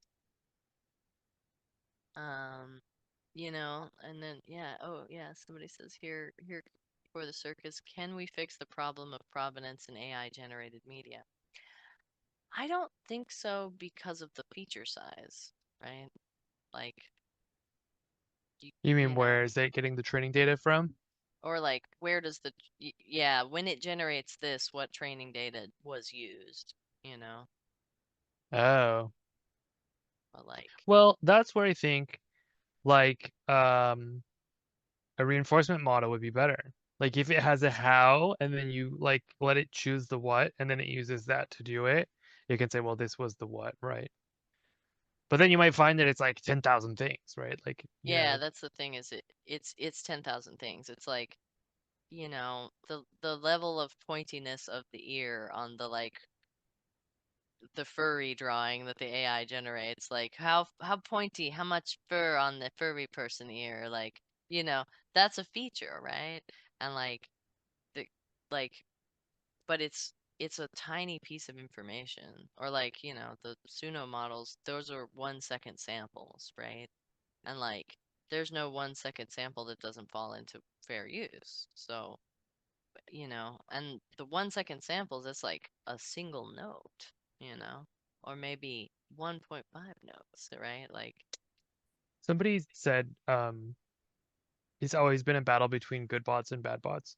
And I think like the thing that's obviated here, like assuming like the internet becomes like infinite slop and infinite anti-slop and then infinite anti-slop, uh the thing that's obviated is the public internet. And maybe that means that you have separate trusted networks where you have services that you want to be able to access, like Wikipedia, and there's some rigorous process of deciding who gets to be a part of that. And then like you can see where it would go. That you have like intranets that you're using for work, and like they are very tightly controlling what. And then this is already true. Like if you go to like a modern workplace, like you have an intranet, there's like SharePoint, you're using like these internal services to exchange, like your task related work, and maybe things are being published to the public internet, but you're not really using that for work in the same way. mhm, It seems like if the public internet becomes infinite slop, it's like a tragedy of the commons thing, right? Like where people are moving to Meshtastic to communicate or moving to these like alternative services that are not on the web, right? yeah, Because the web and the internet are different. And maybe the web is sort of over, you know, or at yeah, least its value in terms of like discussion forums and, like social media, which is probably a good thing. yeah. Honestly, it got to be too big. I mean, things that were like omni giant eat the world things are bad. That's cancer, right? You need a lot of little tiny pages, and that's better. Heterogeneity is more ecologically robust in any kind of ecology, including the software ecosystem. Have you Um, seen the Tildaverse? no. It's like a whole other web that's based on like Unix directory structures, but it's like everyone has like a tilde in their name, like their username for like logging into a Unix system. And it's like this whole different way of structuring like another web. And it's kind of like GeoCities vibes, Yeah, you know? I love it. This is great. Or and I think it has like a really interesting discovery mechanism of like it's sort of everything is opt-in. There's not really like a search engine in the same way. You have to like discover things that people link to, and I kind of think that like maximally opt-in is a better way of thinking about, like discovery. Like if you have a friend and you can see who they trust, like who do they follow. Once you're friends, you can see who they follow and you can look through there and see like, oh, this person seems interesting. We have all these mutual connections. I should opt into that person being a part of my digital universe. But That not was the like dream of Mastodon. discovery algorithms, not like a curated Right. feed, right? Like not this like algorithmic Yeah. like corporate BS. Yeah, that's like the problem. It's the unifiable KPIs are the dangerous part, I think. But yeah, I mean, Well, I got KPI, yeah, I mean like business metrics in general being like a driving force, I think is like the fundamental problem is capitalism, right? yeah. Take apart the Orphan Crusher 9000. I had a Yeah. guy ask about, what about proprietary LLMs being the black box companies use to play dumb for their bad policies? I, as somebody who's actually in AI and like, I train models and I teach people how to train models, um, it's not a pretend black box. Like it's a real, we don't know. We don't understand. Like we're all desperately trying to figure it out and nobody knows. There's some things that we figured out with like the Anthropic stuff on mechanistic interpretability. There's extractable features, but it's really like we don't have enough compute in the world to do it to the large models yet. So it'll be a while before we have the surface area to actually figure it out. And then like, how do we another person asked is like how do we designate something as AI created? And there are some places that can do AI like detection. There are some data things, some data anomalies, but you can also circumvent them. And so, Did you you see know, the singles the new what's it called? Zero width space characters OpenAI is putting into all of the which yeah, like that's not necessarily definitely from AI, but like if you know that they're doing that, it's a good indicator that it might be, you know. yeah, yeah. They also But use like different M dash characters. It's like way down in the uh-huh. Unicard chart instead of way up They use here. N dash. N dash, yeah, that's the one. It's like nobody fucking knows what that Yeah, is. it's visibly undetectable. Well, it's the width of an N instead of the width of an M. But like nobody Yeah, would know to use that. yeah, exactly. Um, yeah. But yeah, have we reached the end of the reel? We kind of opened with that.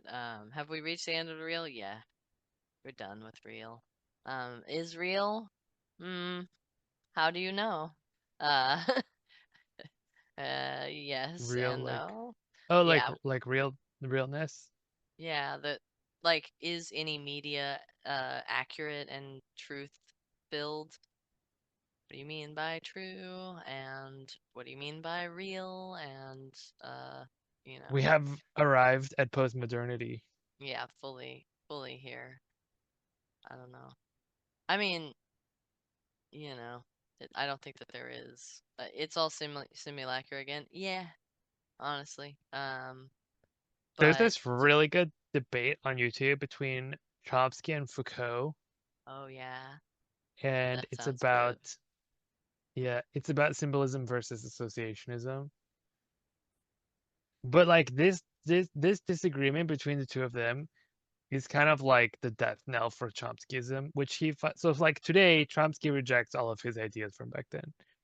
Um, but everybody thought it was true at that point, and like it was taken for granted that like so Chomsky believed in what he called universal grammar, which is the idea that like there's some kind of like brain structure that gives humans language and that like we learn the words that fit into it, but like it's built in, which is why Mhm. it's so easy for humans to learn language Mhm. based on like problem modeling that like it should take a lot longer for babies to understand how syntax works than it does. So like there must be some kind of thing built in. And then he made all these arguments and claims about like structural, like fundamental structures in language that are not true across Mhm. language. but everybody 100% believed that this was true at this point in history. And Foucault comes in with this like, actually, human perception is based on like filters of bias that change the way we perceive what we're looking at, and this like he called them sieves that we see through. We see through all these sieves, and the thing we Yeah, see is Soviet blankets. Yeah, it's very interesting. It's a really good debate. People should watch it. yeah, that sounds really cool. I mean, yeah, the sieves are accurate and like borne out by a lot of our uh a lot of our cognitive research that's been done in the last like 40 years or so, talks a lot about like, the where you see the people and they're doing the basketball and they're like, "Hey, count how many times the basketball changes hands." And so then you don't notice the gorilla, you know, because your information sieve is blocked it out. It's not relevant. And then I they're love like, "Did that you one. notice the gorilla?" And then you look like rewind and there's a gorilla and you're like, You didn't so notice it. I did notice it the first time yeah. No, I because didn't notice I it the was first time I because you arrived didn't at the trust. Yeah. yeah, yeah. Yeah. Yeah, Exactly. exactly. Yeah. I see chicanery about to happen. Yeah, yeah, yeah, exactly. Um, so I mean, and then That's yeah, like this I always you take those like bias tests. They have like like you take like the bias tests for the different groups and stuff. Mine always say that I'm not biased. I'm like, no, I just understand the you question. just know And how to play the bias. Yeah, you know how to apply the anti-bias at the right time. Yeah, exactly. No one has no bias. You can't get out from behind a point of view. it's the hypervigilance that makes it seem that way. Somebody calls out, the loss of real and other things like wonder are going to have an unimaginable impact on humanity. I don't think we're going to lose wonder. I think we're going to have wonder forever. I don't think the loss of real is going to have the impact that you think it will. It will have a big impact.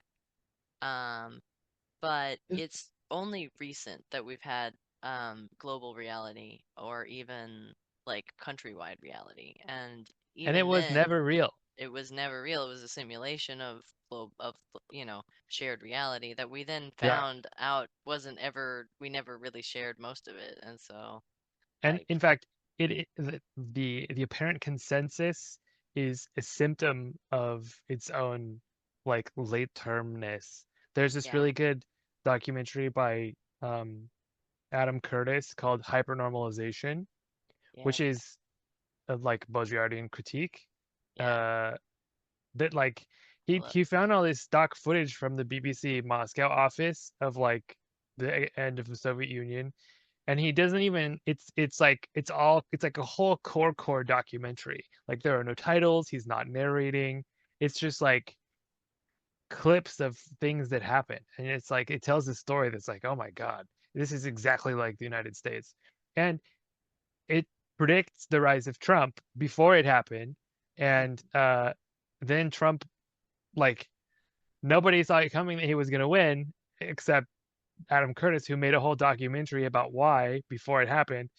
And it's so good. Like looking at that, and like I constantly am reminded of clips and scenes from that documentary when I see things happening in the world today. Like there's a lot about like people at the end knew that like it wasn't gonna work, but like they couldn't imagine any other alternative. So they're just like going about their day while like the building is falling down. yeah, It's like that person mowing the lawn during a tornado. It's like, well, I don't know, what else am I supposed to do? right. Like it really is. I mean, I fall to this all the time. My brain really wants to go to normalcy bias. Well, like, oh, yeah, they're talking about suspending habeas corpus, but they can't do that. That's never happened in my lifetime, so therefore it won't happen, and it won't affect me. So I should just keep going on, just with my normal self. And like, and then like this other part of me is like, ancestor babushka is like, hey. And I'm like, oh yeah, okay, yeah, no, maybe some things are going on. Sorry, I was just thinking I should go back to work. But like that's something that happens to people who feel powerless in a chronic way is they're like, I guess I'll just go back to pretending things are normal because ancestors who because of captures because because of like if you get captured and you go along with what your captor wants, you are more likely to survive in many cases than if you straight up don't. Yes, every captive's like duty is to escape, but in many cases it's more survival oriented not to. And so like why didn't I think like all the people who got, suppressed rise up and run away or slash break? Why didn't they just break out of the concentration camps? Well, because you were statistically more likely to survive if you just didn't. And if you didn't know what was going to happen to you, then you have to make that call blind. And so hindsight's 2020 and, so yeah. Like I that's think just a normal brain. Go ahead, the sorry. example that more people might be able to relate to than like my example with the Soviet Union would potentially be like if we look at like why were if the question is why were postmodernists able to forecast and predict postmodernity so accurately before it got here, uh this post-real like post-reality reality, uh if you look at like The Big Short, right, like there's this interview with this person who's like, oh, I'm an exotic dancer and I'm buying my sixth house, and it's like, what? You're what? And Yeah, like how? this is normal, like okay, something is fucking wrong, right? Mm-hmm. Like this is not, everyone's like it's fine, like it'll just keep going forever, and it's like it just fucking won't, right? Like that's insane. And there's Yeah. so many times in our history where it's like this is fine, and like if the building is on fire, like the dog sitting at the table, right? Like Hillary, the whole Hillary campaign was like that. It's like This is fine. So was Kamala. this is So was a fucking Kamala. disaster. Exactly, Yeah. right? And they That was so hired the much same shorter. campaign manager for both of them, and everyone was fine with that. Yeah, that was so much shorter. I think there wasn't as much time to be like, oh my God, right? Right. But some of us were like, this is not gonna work, right? Yeah. Yeah. I But mean, I think like it's one of those things where like a lot of people see it as survivorship bias, but it's really not. Like it's a consistent pattern of like this couldn't work. Like this is not real. The story is not true. It ignores the reality around it. Like yeah. particularly when you're appealing to those modernist ideals of like we're smart and we have science and therefore we can solve all problems. And it's like, If you listened to the scientists, and also, like, did they blow up a bunch of stuff and then found out later it was killing everyone? Like, sh- you know, yeah, we can do big things that we have no capability to understand, you know, like the cyanobacteria. Like, they didn't know. And so we do things at scales that we can't understand because we're not doing the whole thing. We're just doing a small part of it. And like, there's a limit to how much you can, through values alignment and through values appeals, get people to behave in a certain way. Not get the plastic bags that are like thick enough to carry the heavy thing, even because you forgot your bags. Like you can't get and people that's to, better than the thin ones. and it's better than the thing. Yeah, exactly. Like, yeah, exactly. Or like single-use plastics. It's like Yeah, 60% of the plastic in the ocean is discarded commercial fishing nets. yeah, yeah, Nobody's doing exactly. anything about that. It's like less than 1% is single-use plastics. Right. And also, the ocean is learning to eat plastic. And so, like, Gary. that's gonna wreck us so much harder than the plastic was gonna in the ocean. Like, Yeah. like there's a limited quantity of oil that can be turned into plastic. We could probably kill most of the fish and everything, but also, like, now through throwing it in the ocean, trained the ocean to eat it, which means now there's bacteria that can eat plastic, and like, cool, heart valves are made of plastic, replacement heart valves, Yeah. like, I uh-oh. saw I saw like a horror, like a two-sentence horror writing prompt, and it was like humanity rejoiced when they learned that the first bacteria were created that could eat plastic until we realized how much plastic is in our own bodies Yeah. Yeah. and like Yeah. making up our devices and our clothes and our everything. Everything is made of plastic. Yeah. The brain spoon, you know. Soon there is no brain spoon. Um, We've been going for like a really long time. have we? Yeah, I think it's almost mid, or it's like 11, so yeah.